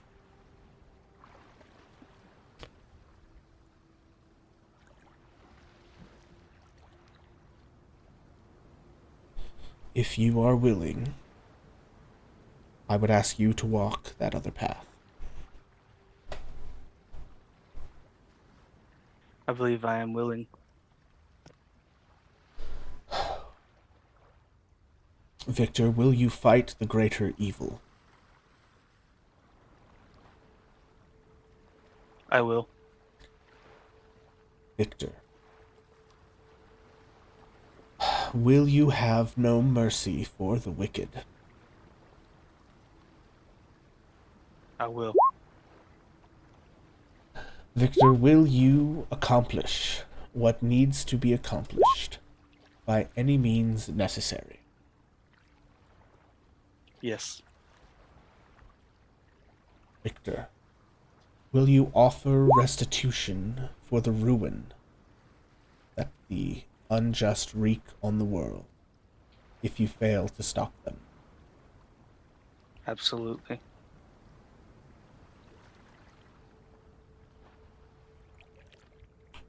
Victor, he sort of reaches out a hand and puts it on a shoulder, and you feel a shift inside of you. There's a connection to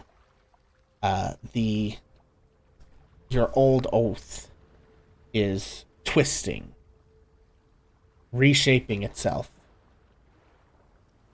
And he says, I think this city is in need of an Avenger. And with that, Victor, you are you can trade your Oath of Devotion subclass for the Oath of Vengeance. Nice. Info? Whoa. I think I screwed up too. Was I supposed to read that stuff? It's fine. It's Oh. all right. We didn't really plan this out, so. Now I understand the Batman thing. Vengeance. He's gonna come back. He's gonna meet us later. He's gonna sound like Vareth. Yeah. I'm here. And a moment later, the presence is gone. And Victor, there you stand in the guard post. Everything is the same, but you are different. What would you like to do? Yeah, I think I'm gonna let out a big sigh and stand up, grab my stuff, and I'm gonna walk out. Fuck this job. And you begin to make your way through the dark alleys of, through the dark, it's not really an alley, it's a pretty big street. You begin to make your way through Ship Street, up Fish Street, and I think in this particular instance, you feel a pull. You feel something drawing you in a particular direction. Up Ship Street to Fish Street, across Fish Street to Sail Street, from Sail Street to Tarnished Silver Alley, and you find yourself standing on the stoop of a manor house, and something is just drawing you here. Yeah, I'm gonna stand. I'm gonna look at the manor. I guess one hand on my, what's that called, the hilt. Yes, the hilt of your sword. Yeah. One hand on the hilt, and I'm just gonna walk up to the door and use the hilt and hit it 3 times. Yeah, the rest of you hear a knock at the door of the house you're hiding in.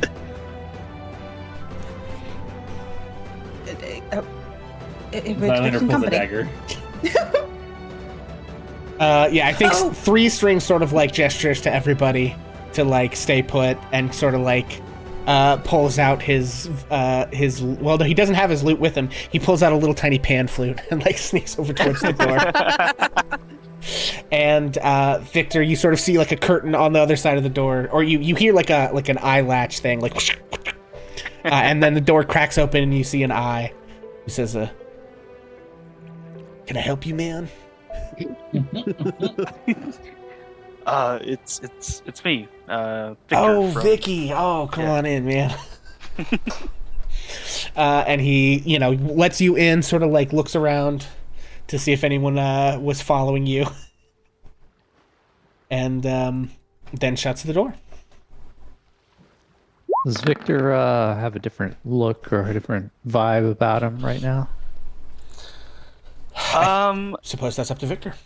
Yeah, I would say, I don't think he's gonna have his head up high, like kind of like what he used to be, and whatnot. But you're just gonna see that he's just not as chest puffed. I don't know the word there. He doesn't think so high and mighty of himself, I guess would be the thing. Aw, Vicky, just because we killed that guy, you don't have to be all like down on yourself. He had to die. No, I mean, he was definitely doing some wrong. I do think he needed to be put down. And, Be- huh? Put down. Does What a. does Ash have any kind of a read on Victor right now? That something's changed? Make an insight check, I suppose. Can we all do that, or If you want, I suppose. Yeah, it's 17. 18? Yeah, it's like same old Biggie. Same old Vicky. Yes, it's Vicky. 18. So everyone except for Tab. Yeah, I do feel like you sense something profound has changed with Victor. Ash is gonna make eye contact with Victor as he's coming in and just like kind of give him a knowing look. And at that point, I think the leaf brand on his neck is just gonna pulse for a minute, and then go back to looking at maps. Yeah, Like, okay. I was just gonna say, I think whenever you make eye contact with me, I'm just gonna give you a nod, like kind of like Highlander will look over at him and kind of like smirk and wink. Be like, yeah. Attaboy. Are you all? Look, Vicky. They found out about my grandmother. I know that's why everyone's acting so weird, right? They know. Yeah, I mean, I'm surprised you told everybody that. Oh, but wait, you don't even know, buddy. We have a little bit to fill you in on. It's been a revelatory day. It's been a day. Yep. It has And also, indeed. acting so Anyway, weird. When are we getting this boat? Right. Well, like I said, so Mert, I think, is supposed to be back in town tomorrow, and he should be willing to, take Axel down to Baldur's Gate, and then if you can send your message to the folks and have them meet him, somewhere outside of Baldur's Gate, I guess, near the Chiantha River, and then they'll take him back wherever he's got to go.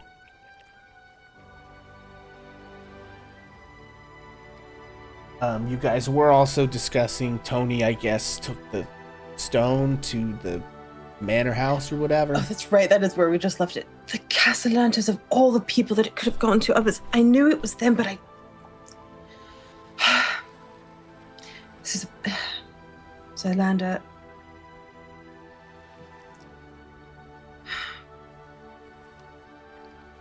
We have to kill them. We have to murder them. That's all there is to it, really. We have to murder them. They need to die. The unfortunateness of all of the events that have transpired today is that Zylander's cocky as fuck. Zylander, now knowing who he killed, is like, all right, okay, they gotta die. Next. And Okay, but to be clear, I don't think we alone are capable of it. Just to be clear, Zylander, they need to die. you alone may not be. Oh God. And then Zylander will chuckle and be like, "Yeah, I know. We'll get there." Oh God, but if they, we're still on like the 5th of Kythorn, right? Yes, I believe And- so. Yeah, this is taking place late at night on the 5th of Kythorn, which has been a very busy day. Long day, man. And that means we still have about like 20 days or so until the feast. Yes. Okay. The Founders Day feast takes place on the 1st of Flame Rule, so you have 2.5, 10 days or so, basically. 2.5, 10 days. Yeah. I So didn't say it. Could just say like 25 days. Listen, no, I'm in. We are in. We're not sitting here playing D&D. We are sitting in the study in Mertz Manor. Okay. And I'm too is what stupid for that. I had to do would say. math. I had to math it when he said that, though. Well, that's 25 days. Well, shit. In my mind, I heard 2.5, and I'm like, "Damn, we right there, huh?" We have Yeah, I mean, you basically have a month. You've got 25 days. a month. Yeah. Right. Okay. How do I? We Are have those to business get days? the stone. The stone. We have to. We need to, at the very least. Okay, look. I know. Hear me out. So, I know that things went poorly when we tried to infiltrate Growlhund. However, we learn from our mistakes now, and we can use those lessons to infiltrate the Castellanter Villa. Who's with me? Maybe we just Aye. summon the big dogs and let them burn them all up. Okay, well, that might have been like a one-time thing. But I'm sure we've learned. We'll do great. Look, I've been practicing my fireball. It'll get there eventually. Oh, I literally thought that this manor house can burn down. No, she can't cast fireball yet. She's just a wish and a prayer away. So what I will say out of character here is that I have, in fact, set up a situation here where I believe, you guys can do whatever you would like to do. The thing that I have kind of been thinking was likely to happen here is a heist on Castellanter Villa. Okay? Waterdeep Dragon Heist, as it is originally written, is heistless. I want to be very clear. There's no heist in the adventure. No dragons. There's and no dragons and heist. there's no What a heist. scam. So we're going off Scam. book. So you guys, you have whatever priorities you have in the next amount of downtime. Like the way that this is working in my brain is you will have, depending on what you choose to do, opportunities to get intel about the kind of obstacles you might face and decide when you think is the time to face it.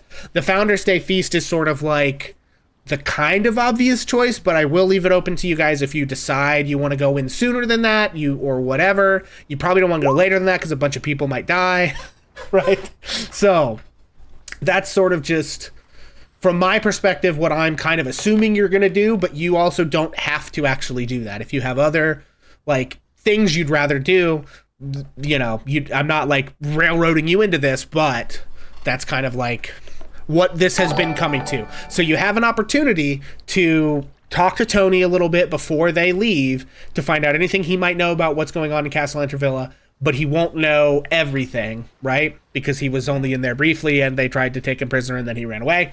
So, but then also you've got 25 days worth of time to see what else you can ferret out about the kind of obstacles. Because I'm thinking very and again, I'll just be honest with my thoughts and processes is it's the kind of heist where the goal would be to know what you're up against and have solutions for it, but also things might go off the rails, so it's not we're just gonna mass all the power that we can and bust in there. It's gonna be more think Ocean's 11, kind of we can figure out what the obstacles that we face are and hopefully try to come up with these ways around them, but also once you get in there, things are going to come down to rolls and decisions that you make and stuff too, right? So anyway, I mean, I don't mean to be rude, but I also kind of just want to sit down and start interrogating Tony. So I mean, we've got, we're on the last hour of the session here. So I think this is basically your opportunity. If you have things to ask Tony, now is the time, right? So But also you know, and at this point the plan is when Mert arrives in the morning, you're going to sneak Axel and Tony onto one of his ships, and he's going to take them to Baldur's Gate, and then hopefully the people from the Grove are going to come and meet them outside of Baldur's Gate to take them the rest of the way to the Druid Grove, which hopefully should be safe.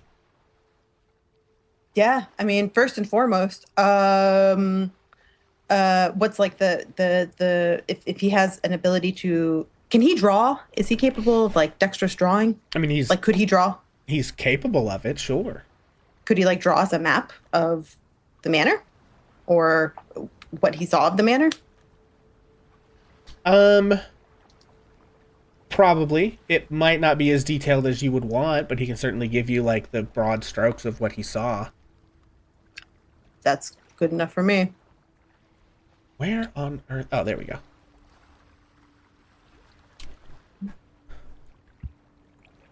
Didn't I think, hang on. Did Pixel...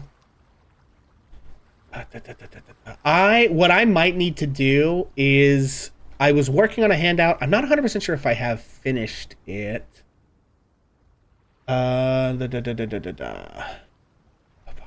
Okay, I don't think I've finished it yet. I was working on it, but I have to figure out how much of it you would be able to see. So at the moment, I can verbally respond to stuff, and then I can try and get you, once I make some calls about what parts of this place he actually has seen. You know, because there may be some stuff where it's like he sees the outside of the building and blocks it in for you, but couldn't tell you what the inner rooms look like because he didn't go to that part of the place, right? Yeah. So. Perfect. Did he see any what's the word I'm looking for? Like anything not of this plane, basically, like any infernal, you know, words are really hard right now all of a sudden. There's too much that happened tonight. Devils. My brain is like still siphoning through. Yeah, planar. It's been a, yeah. Like the lemur, whatever the thing is that, yeah. Lemur, yeah.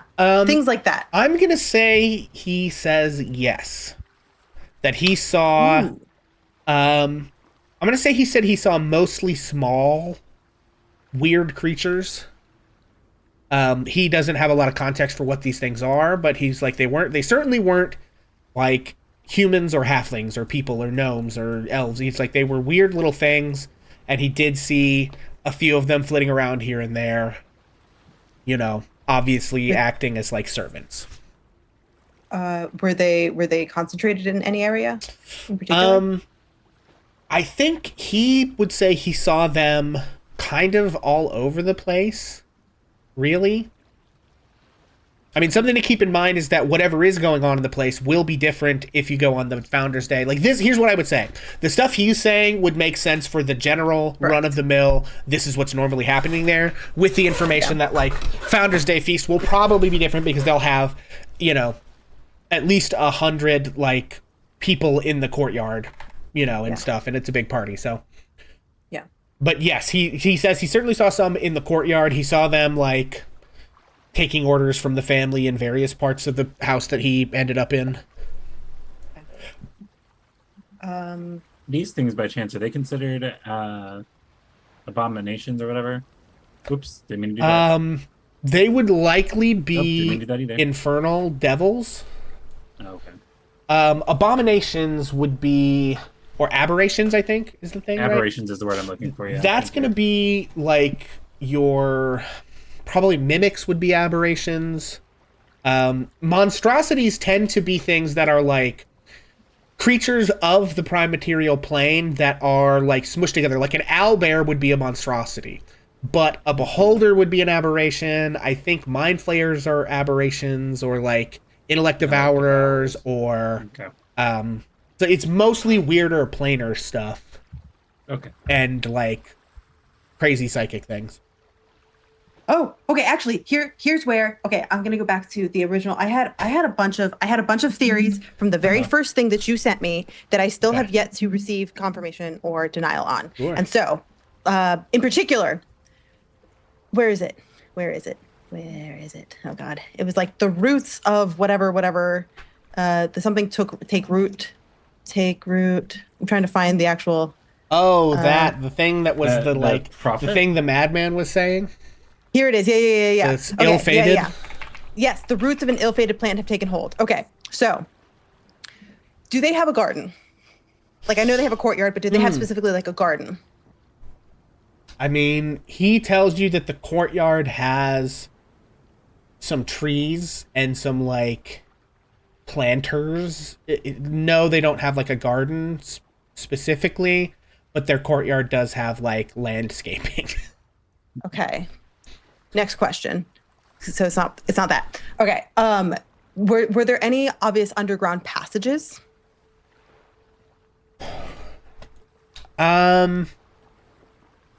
He's gonna say that there's clearly a downstairs, but he didn't go there.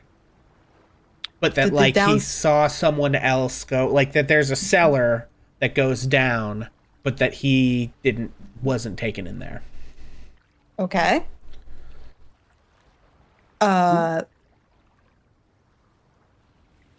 Who? Sorry. Who did you give the stone to? Like, who in the Castellanter family? He gave it to Lady Castellanter. Did she put it anywhere?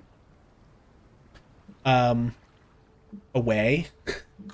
She like hid it on her person, but he doesn't know if that's where it stayed. Because like after they got the stone away from him, they basically tried to have the guards like seize him.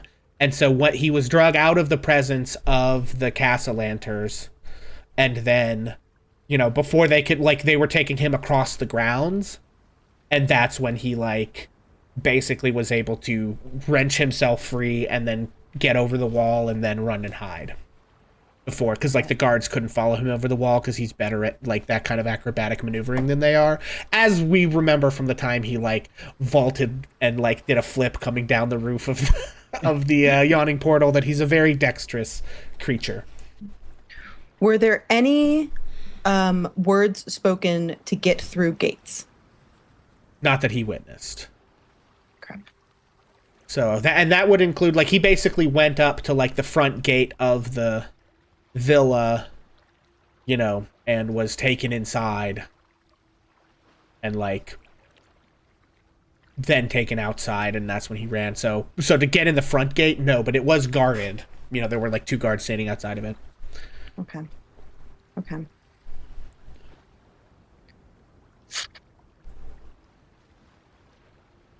Was there any did the servants or the other people, was there like a uniform that they were all wearing?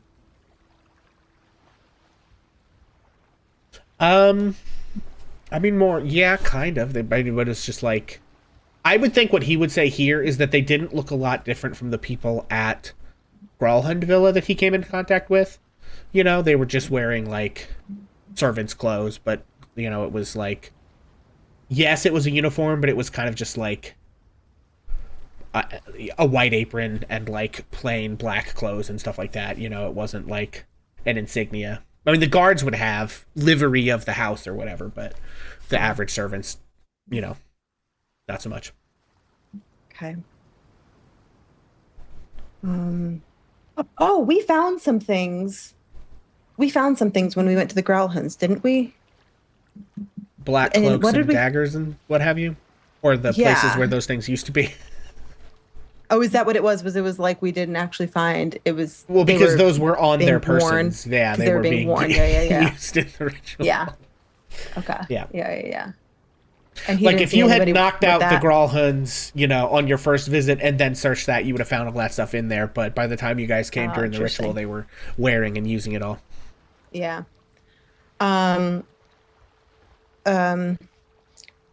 Any good hiding spots that he saw, perchance? Like if he were to have scanned and said, oh, that would be a great place to hide.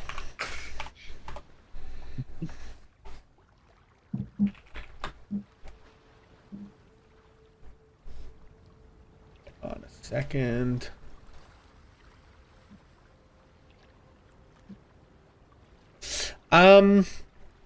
I mean, I think he would say that there were like closets and things here and there. Nothing that jumped out and as like, you know, all that helpful.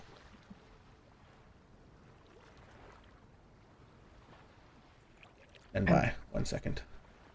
Anyone else got questions that would be helpful? Question.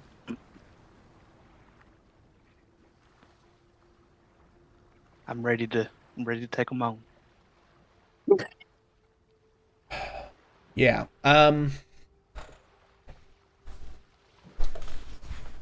I think, okay, so there are some things he would maybe tell you is that he did see a side entrance that the servants seem to use on the, like, northeast wall of the place. He only kind of saw it from the inside of the building, but there did seem to be a separate entrance that they were using. Okay. Okay. Did he happen to hear the names of any of the servants?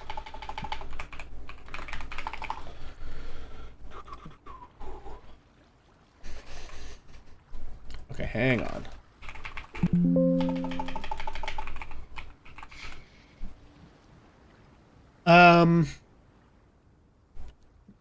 He can tell you that the name of, well, you know, I actually don't know if he doesn't have a way to really convey that, actually. Right? Okay. Because he can understand, but like they don't have, like, he and Axel don't have a way to just send letters to each other. Like, I get it. you know, Yeah. it's Yeah, not that okay. quite that advanced. So Got it. he probably did Okay. hear the name, but can't really communicate it in a way. Is in his time with both the Growlhuns and the Castellanters, is there anything that he could say as to why the Castellanters would be interested in poisoning a bunch of people? Like, I can understand why they want the riches. Anybody wants riches, but why poison people? I don't think he knows that. Okay.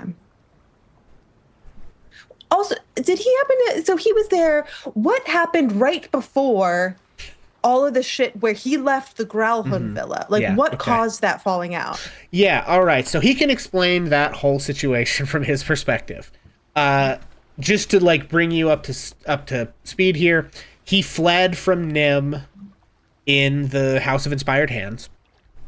And then he was kind of lost in the streets for a long time, and he stumbled across Lady Growlhund's carriage, and she invited him inside, and then basically, like, what you would come to understand is that she was just, like, completely using him because he was a naive creature. And so he doesn't understand a lot of this. He's just sort of relating it in a kind of, like, I don't exactly know how to put it, but, like, he clearly doesn't understand the context of a lot of what he's telling you, and you're having to piece it together. But she basically, like, offered to show him cool stuff and, like, give him fun things to do. Right. But really what she did was give him a fireball necklace and tell him to follow Char as Char was trying to track down somebody, and that if he thought that, like, Char was going to get the thing from the guy, like, basically if he was supposed to intervene if things were going wrong, if Char was either going to get what she was after from the guy before he could sneak in and take it, or reach you guys. He didn't know it was your house, but reach whatever house the guy was going to. So he, like, was told to throw the fireball, and threw the fireball, really having no idea what it would do.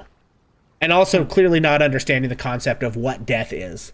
And then he got scared and ran, and the necklace fell, and then he went back to the manor house, and then Char showed up, but because all the others in Tarim that went with her were dead, and because she was already in pretty bad shape, the guards basically overpowered Char and, like, threw her in that room and took the stone, and then she gave it to him and told him to take it to the Castellanters, which he did.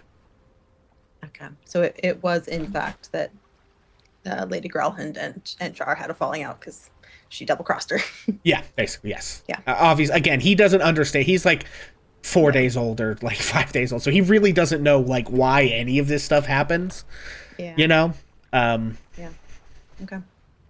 Have you seen Char since? He has not, no. He basically went to the Castellanters, handed over the stone, and then they tried to imprison him so that he couldn't get out and like tell anyone or do anything or whatever.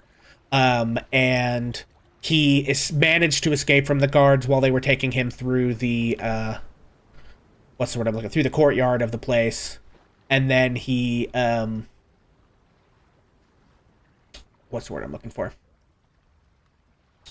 Got over the walls and ran off into the city, and then eventually met up with Axel, who was also on the run, and they kind of hid out in that storm drain for a couple days. Has he drawn us a map of the Castellanter Villa yet?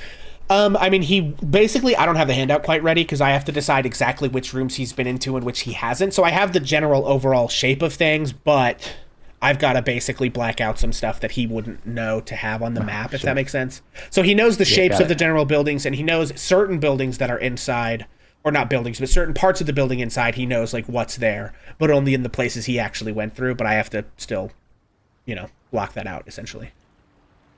We do know there's a cellar, which sounds promising to me. Yes, but he did say there was a cellar. Andrew will walk up to him kind of like sheepishly and ask have you ever heard of the Blazel family? In your encounters with these people? He has not.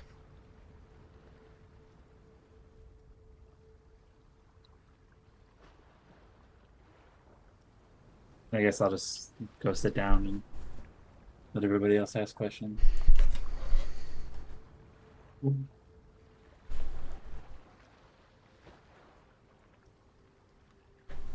I will say, in terms of a map, what he can tell you is that, like, within the walls of the place, there are, like, 3 main buildings. But he doesn't know what... He's only been in part of one of them, and so he doesn't know what the other 2 are, really. He also knows that there's, like, 3 floors or so of the house. And multiple floors of some of the other ones, basically. Just because you can see that clearly from the outside.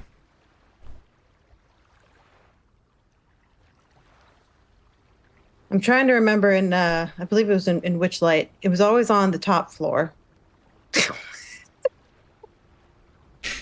Oh, for sure won't be.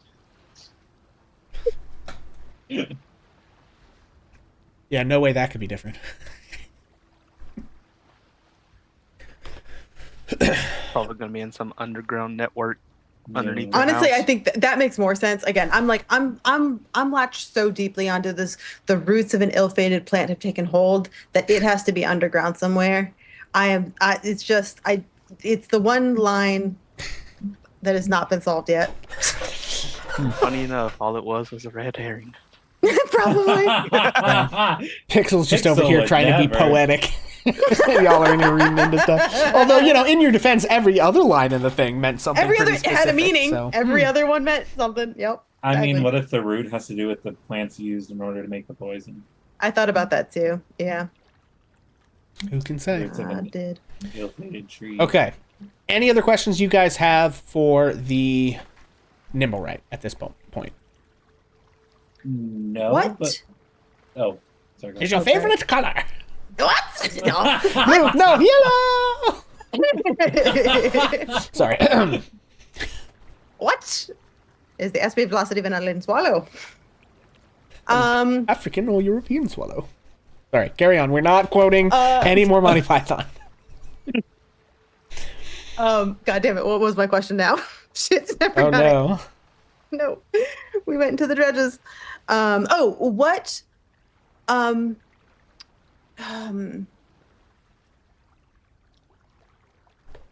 don't know. He probably won't know this, but the small amount that you witnessed, how powerful or what type of magic were the Lord and Lady capable of?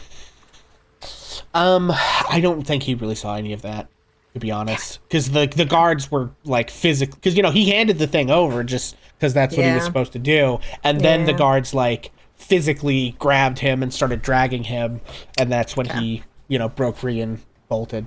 Yeah. So there really wasn't any spellcasting involved in that that he was aware of. And he didn't see any, other than the weird creatures, flitting around here and there, he didn't see any, obvious magical stuff happening. No, big circles in the floor, no floating candles or just, sparkles. It was all, just like a house. Right? Cool. Except for the weird creatures. That was definitely not normal. Yeah. But like I said, this is also a thing that, you guys are going to have plenty of downtime opportunity to just try to figure out more information about the floor plan of this place, where they might hide things, all of that kind of stuff. What obstacles you would face, between you and wherever they keep their most precious and important stuff. So, you don't have to, you want to get everything you can from this guy before he's gone, but also he doesn't have all the answers you need. So that's the two sort of things here. I asked as many questions as I could come up with. Anybody else got any? I like how, Poxy, you're literally sitting there twiddling your thumbs. Ding, ding, ding, ding. No, because I do things like this to just remember something I want to say. Because then I'm like, why am I doing this? Oh, it's because I want to say this. That's what I do. Oh. If you ever see me go like this, that's another thing that I do when I don't want to forget something. Fascinating. Well, what are you trying to say? Well, it's not to Nim. That's Nim, fine. It's not to Tony. It's to Axel, actually. Xylander's going to get up and he's going to rifle through his bag a little bit. He's going to pull out that jewelry case that he stole on the way. And he's going to look at it and he's going to see there's a little tiny bit of blood. So he's going to wipe it off. So that's also the same pouch he was holding the ear in. And then he goes over to Axel and he also pulls out a paper bird, one of his last paper birds, and goes, I want to give this to you in case you need money on your trip. This should give you about 59 gold. 59 gold. I thought you said 59 gold. I did. 59 gold. 59. You were right. You were exactly right. I was listening. I'm yawning, but I was listening. I was listening enough to write it down, and then it went out the ring. It should get you, a couple nice things and, keep you and Tony afloat while you're gone. And then this, write us when you're safe. I want to know that you're okay. I will do that. Thank you. That is a very kind gift. Thank you. I do know how to write. That's good. And he's just he doesn't know how to deal with children, really. He mended the toy ones, but he just pats Axel on the head and goes, well done. I think he's going to go back to his wall and sit down. Well, thank you. Thank you all for helping me take care of my friend over here. And he's kind of looking over towards Vera. Yeah, and I think also at this time I'm going to motion to the group who is this person? Who's this kid? Remember we were looking for Mel? Yeah, Mel. Yeah. From the awning. This is Mel. I'm Mel. I can be Mel. I can be Ash. I'm really good at changing into things. I don't exactly know how that happened. It was a while ago. Well, it's glad to finally meet you. Who are you? I'm Vicky, as everybody calls me. But I'm a friend of everybody here, and I'm a paladin, helping out when I can. He's our get out of jail free card. I had some friends before you all, and it was going pretty good, but we had to break up, and then people had different things to do, and that's how it is, and you're going to have that too, and I have something to do. I just have to get away and be safe. I think the most good I can do, and maybe the most damage I can do to somebody that's really, really bad, is just to be safe. And that's what I'm going to do. And Tony's my friend, and he's going with me. Oh. If you all will quit asking him all those questions. Hey Axel, can I see those glasses that you took from your dad? You do have those, yes, if you're looking at me or just You might be thinking for yourself, but I just want to make sure that you know you have those in your I inventory. think that I am. I think that Axel is really pondering this, and I almost think there ought to be a dice roll to see what Axel does. Okay. What kind of dice roll do you think? And are you making it or is Zylander making it? Or both of you? Well, Axel's got to look dead at him. Maybe he saw him wipe the blood off the case. I'm not sure. He knows what he was little doing and how concerned. he's acting. So I'm not sure Axel trusts him. So I wanna roll to see if I have enough insight to see through the whole thing to know if he's trustworthy. Okay. Do I roll a And deception if you against want to it? be an opposed roll, I think I mean, I would say deception or persuasion. I don't know. Is Zylander trustworthy? You don't have to tell me. I want guess. You can insight, and he can do deception or persuasion. All right, insight from Axel. Where is it? There it is. 7. So I would say, yeah. I mean, I think in this scenario, you would find his persuasion persuasive. Is what I'll say, probably. So I think Axel really thinks about it long and hard, but he's looking around at the whole room, not just Zylander, because sorry, Zylander, that'd kind of be a dead no. But he gets it out and gingerly hands them over just for a minute. You can just look at them for just a minute. I don't take things that don't belong to me. I'll give it back. I promise. Okay, now that's a deception check. Oh fuck, that's an athletics. Hold on. 14. Okay, I mean that's still higher than 7, so I guess you believe that he doesn't take things that don't belong to him, although the rest of us know for sure. Despite Tab's face going, Yeah. Honestly, I wanted to put them on and I wanted to look in Tab's direction. oh, Okay. And I wanted to see if anything lights up, like, because it's a detect magic spell, right? Yeah, it is. oh boy, oh boy. I guess Tav, what would he see? I don't know if I He know would what's on see your a sheet enough to Big know. ass glowing coin. A Glowing bet. coin? coin? Would he not? Does it not glow? Is it not magical? Oh, that. Yeah, sure, yeah. You see something glowing in the coin purse. Is that it? I don't know what it, like, I legitimately don't know everything that's on your sheet, so That's a great question. it's What else do possible I you have something I've forgotten about, because I forgot about that, to be honest with you. That's So it funny. reminded me. I mean, it's in my notes, but it's just in the moment. She's got her arcane focus, which is obviously magical, so you would certainly see that. Scrolls, disguise kit, flask. To be honest, Okay, yeah, I any scrolls would show up as magical, yes. really was just looking at Tab's appearance in general. Like, Yeah, I outward mean, I think you've appearance, gone if there back would be to much of a basically being natural, right? So no glamour that you can detect on the hair or face or anything like that, no. Well, Zylander will cock an eyebrow towards her coin purse, which might cause problems, but knowing who Zylander is. But Zylander will take the glasses off and then he's going to look down at Mel and be like, hey, Mel, do you mind if I give this to Vareth real quick? Axel, can I give these to Vareth really quick? Sure. I hand them over to Vareth and be You mean like, what? The glasses? yeah, just for a second. What you I'm doing gonna- with these? Well, I want someone else to look at them so that we can, if we need to make a fake ones, we can do that. Oh, So that way someone else locks eyes on this thing and it's not just my history check later. I love how you give it guy. to. Yeah, I was like, you gave it to the wrong person for history check, buddy. I mean, that's fair, but I just, in general, I was like, who does Axel trust the most out of the group? And it's Vareth, so.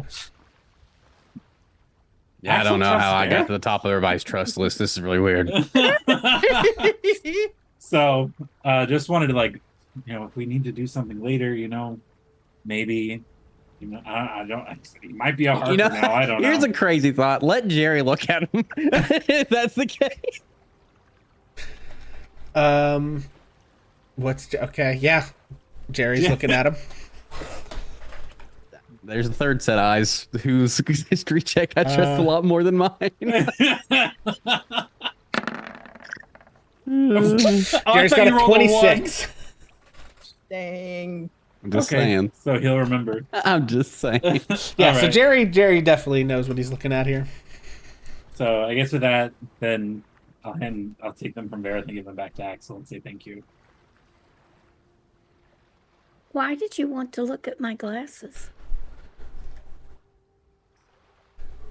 I'll look towards Verith and just like for like the nod of approval of how much have we told the child about what we were looking for. Oh, Axel knows that Jarl Axel wanted. That's the whole pretense of. The glasses, though.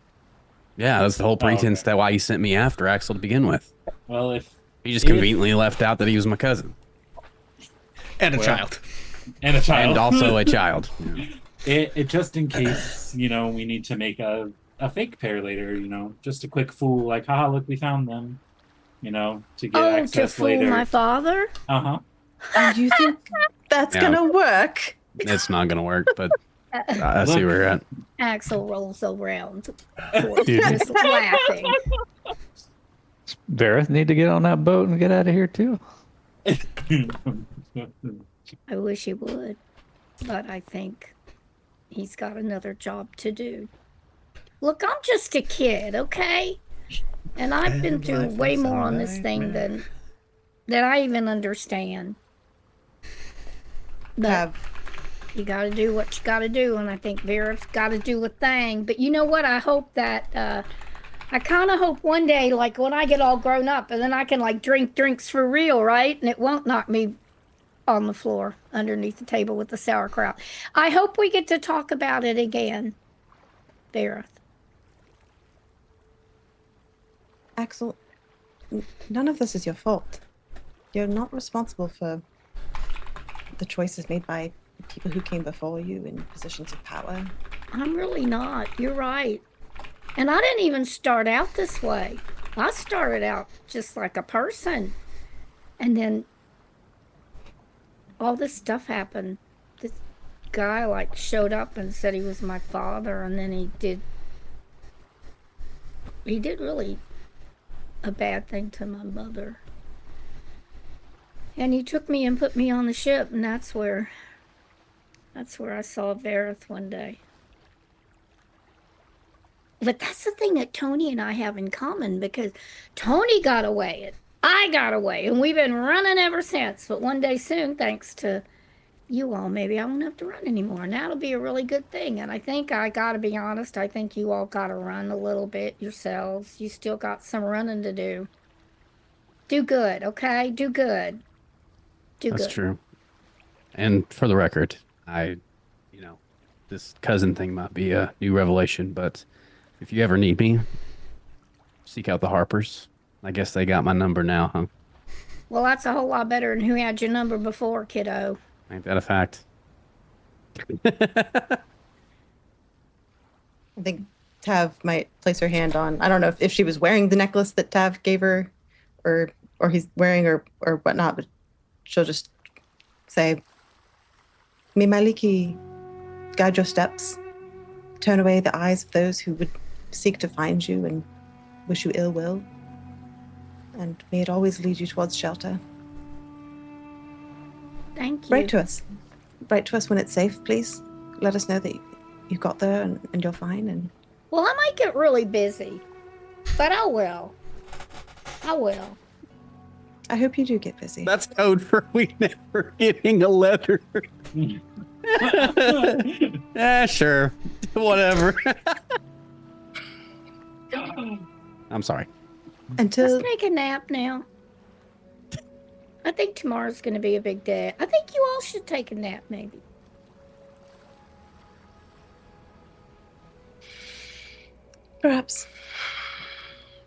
perhaps rest would be good, for we do have quite an adventure ahead of us.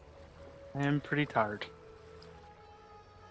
Well, you I don't hope- have to write to me, because I'll just hear. Because you're going to be so great, and it's going to be a terrific story, and it'll be like an adventure, because you got a paladin. So let's face it, it's going to be big. So I'll hear about it one day, and I'll say, "Oh yeah, I knew them." I'll do that. But I really do like writing letters, so it would bring me joy to be able to. words and all. Sort of my thing. And boy, you got more words than anybody I've ever met in my whole entire life. Oh, that's so sweet.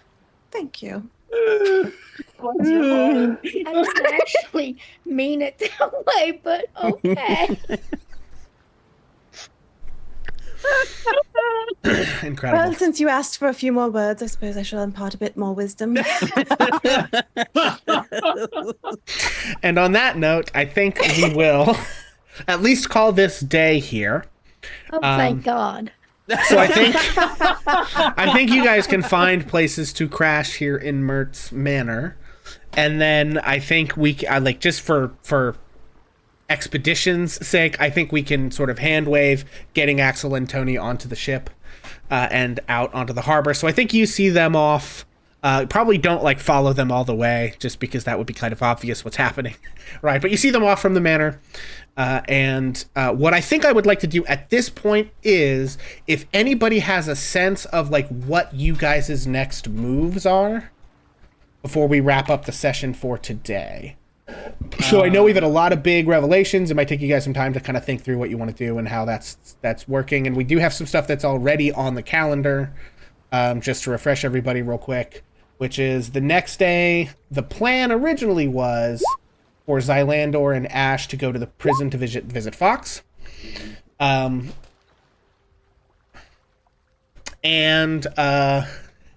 sorry. My bad.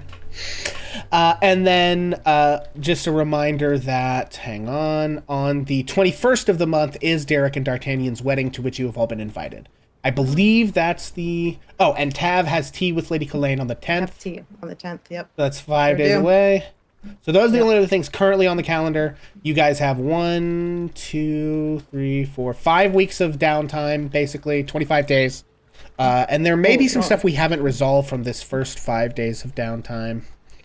And there is Guildhall Day on the 14th, which is quite important because many a stall shall be open with wants and wares and craftsmen with whom we can parley.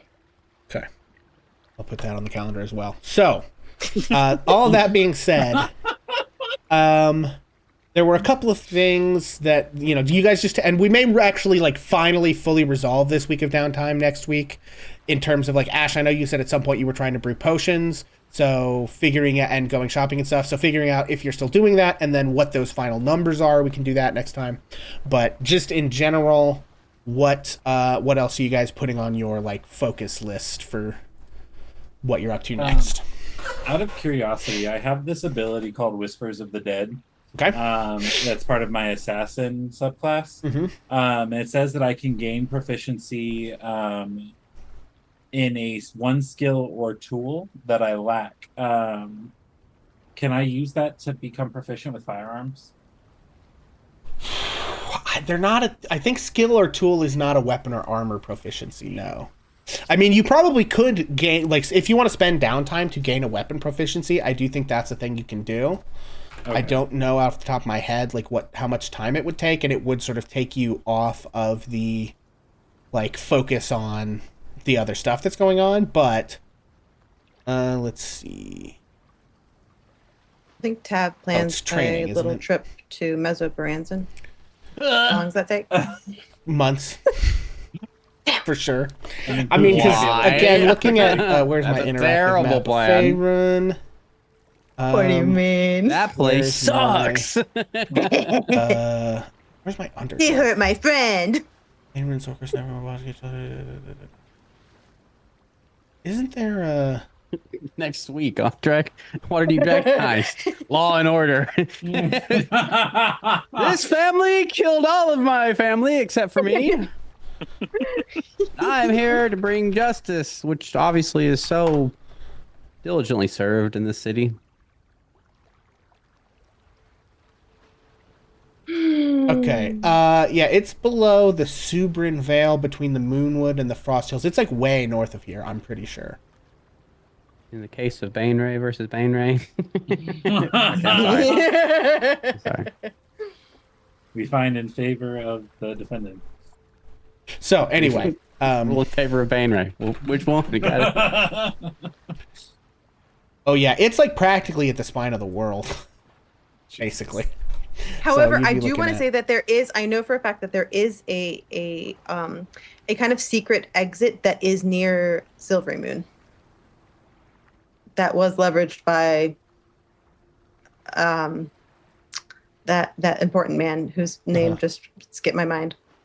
Ritz. That one. Yeah.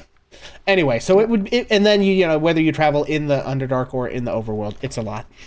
No chance you guys can make it to Menza Baranza before next adventure. Blast. Basically. Okay. So sorry. We had Zylander want to look into firearms proficiency. I can look up what the If it's rules gonna are for take that. Too much time, then I'm good. Yeah, but I mean, I I'll can at sell least it. look up what it would take to do that. Actually, it might be hot to sell it, and then my name will be on it. I might just dump it in the lake. I don't know. Because I'm trying to think, like, if I sell it, then there's proof of me getting rid of it and stuff. And I wouldn't do that, buddy. right now, I think I'm Okay, good, and nobody saw me the thing kill it. says it would take 10 work weeks, Holy Hey. Damn. reduced by a number equal to your intelligence modifier. I don't have an intelligence. So it would take you 10 weeks of training, Is crazy. which kind of makes I know I do. I have a sense. 4. It kind of I have makes a 4. sense to me that it would take, because it's like you'd So it imagine you have takes to 6 actually weeks. really study. So, okay. What else does anybody have Well- on deck for things they want to put on my radar I here? think important question would be: do we all want to decide? Are we going to do we want to do the infiltration of the Castlanters before or on Founders Day? Because that also- like the day before. Just the day before? Yeah, here's what I'll contextualize for you guys as well, just so you know kind of what to be thinking about that. Infiltrating it on a day when nothing else is happening will be harder, right? Because you're the only game in town, probably. Infiltrating it on a day when they're having a party and people they don't know are showing up, probably easier to get in, right? Much more going on, much more distraction. However, doing it on Founders Day risks a bunch of people maybe dying. You know, I don't know how in like if they found another source of poison, who knows? They may just decide to massacre everybody. Hard to say. So that may complicate your attempts to do what you got to do while you're in there. Is how dedicated are you to stopping Founders Day if you do it on Founders Day? So those are the things you're weighing. Definitely easier to get in and probably to get to areas of the house you're not supposed to be and stuff like that when there's a bunch of other stuff happening and their guards are already spread thin from that, versus, you know, just going up against whatever their security is on a given day. Not impossible either way, right? But different set of constraints. You know, if you go in before and shut their thing down, you almost certainly would be able to derail Founders Day in some way or another and prevent that from happening, versus trying to do it on the same day and hoping you can find a way to do that while you're there, while it's happening. But it'll be definitely way easier to do, Here's a you know, to just get in the door question. and stuff. So Okay, so here's a thought. If we want to do some sort of pre-scoping, Tav could pretend, with the help of enhance ability, which she has, which gives her advantage on whatever check she wants. Like, so if I guess in this case, I would be trying to be doing deception checks. I could get advantage on deception checks. And she could go in and basically be like, hey, Castlanters, I hear you want the Blazels dead. Did you know one's still alive? And use that as a cover for scoping out the place. All aboard, say aye. Definitely should scope it out. I say I will yes, we need to also scope it out, say- but nay, throwing out my name and getting me killed before Founders Day. I will also say too, there's lots of information that you guys don't have. You don't actually know how powerful these people are, what they're capable of. That could be an angle of, like, maybe you don't make the decision of, do I try and go in and scope the place out, until you know how strong these people are or aren't, right? Because if they're not that strong, then, you know, you may be up a bunch of different stuff, but they can't, like, power word kill you, right? For instance. Or maybe they could. I don't, you know, it's just having a sense of, like, what you're really up against. I think maybe some of those decisions you may want to, like, you don't have to make those before you start planning. You know what I mean? Yeah. So Okay, so deciding basically- in what order you try to, like, attack getting info, you know, might be important. Okay, so I guess that answers the question of one of the things that I guess then Tab will focus on is intel gathering through circles, I suppose, through noble circles, in more intel gathering about the Castellanters. Okay. The Highlander can go through his little black book of people, as well as his contacts that are nameless at the moment.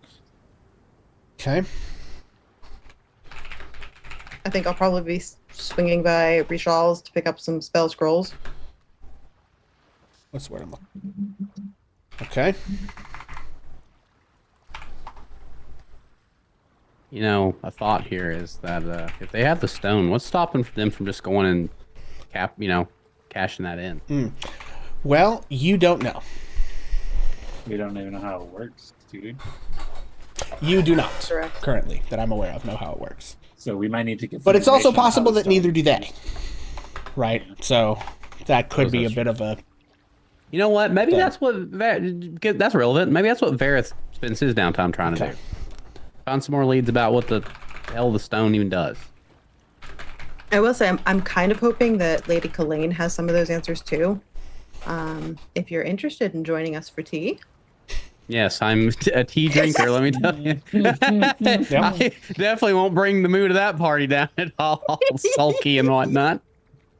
Honestly, she might, for all I know, she might be sulky too, right? Isn't she like kind of brokenhearted, or I don't know? Yeah. You, I think, get the sense that she definitely has a chip on her shoulder about Rainier Neverember, for sure. Mm-hmm.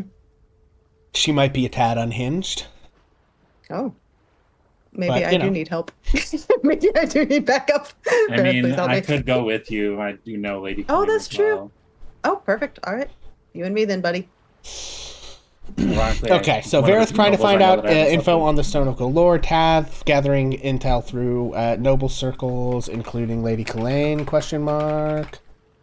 But then also other, connections you might have about what their deal is. Intel gathering, Zylander, intel gathering from faction relations, and your underworld connections and things. Ash and Victor, what about you guys? What do you think your next, big point of focus is? Go ahead. Oh, okay. I don't know if it's a good choice or not, but I would just like to actually go around where Castellander Villa is and basically just walk around it and gather any intel I can. Okay.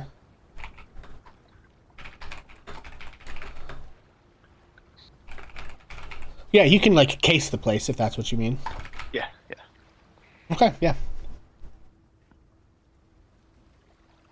All right, and Ash? Yeah, Ash wanted to do some shopping. I'm looking through my notes right now of what I wrote down previously. Yeah. But yeah, there's some non-magical stuff I wanted to look for. I also needed to pick up some more paper birds and was curious about uncommon magical items and what those rules for acquiring would be. Yeah. I think. Let me see. I feel like a place like Waterdeep, you would be able to acquire them. It probably depends on specifically what item it is that you're looking for. I don't think it would be all impossible to get. But Sure. Not all uncommon items are created equal, so it's some of them might be more game breaking than others. I might have to think about them, Hunter. So if you want to Sure, put a sure. list of stuff that you're interested in together, and I can sort of take a look and see what I think is maybe gettable. Cool. All right, I'll send that over. Okay. Tab. Okay, I'm copying that. Okay.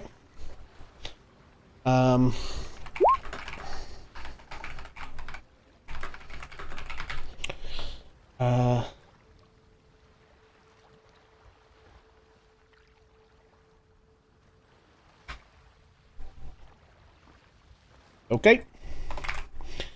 All right. Anything else anybody has on their docket here that I need to be aware of? Going once, going twice. Are we interested in looking at the stuff at the dock, or do we want to put that Looking aside? at the stuff at the dock. Are you talking The about warehouse? Yeah, that Oh, was the thing I was gonna that. say is Mm-hmm. I intend to I think you misunderstood what I sent you, by the way, Pixel. Okay. It wasn't to who you thought, it was to that person's boss. The one that I've been making contact with since they're in jail. Oh, okay. Yeah, I also think that we can handle, like, I have to think about that, basically. Yeah. So We I'll can get back lump to you on that in that. with that stuff too. Yeah, I can talk let to them about it tomorrow. Let me put that on my list of stuff In-game that's going on. Which one are you? There you are. Okay. Okay. Got it. Yeah, I didn't read all that. I missed the very crucial word there. Okay. And then and your response to the question of what goes on with the warehouse is is basically reliant on what response you get to that missive, yes? Mm-hmm. Okay. So let me make a note of that. I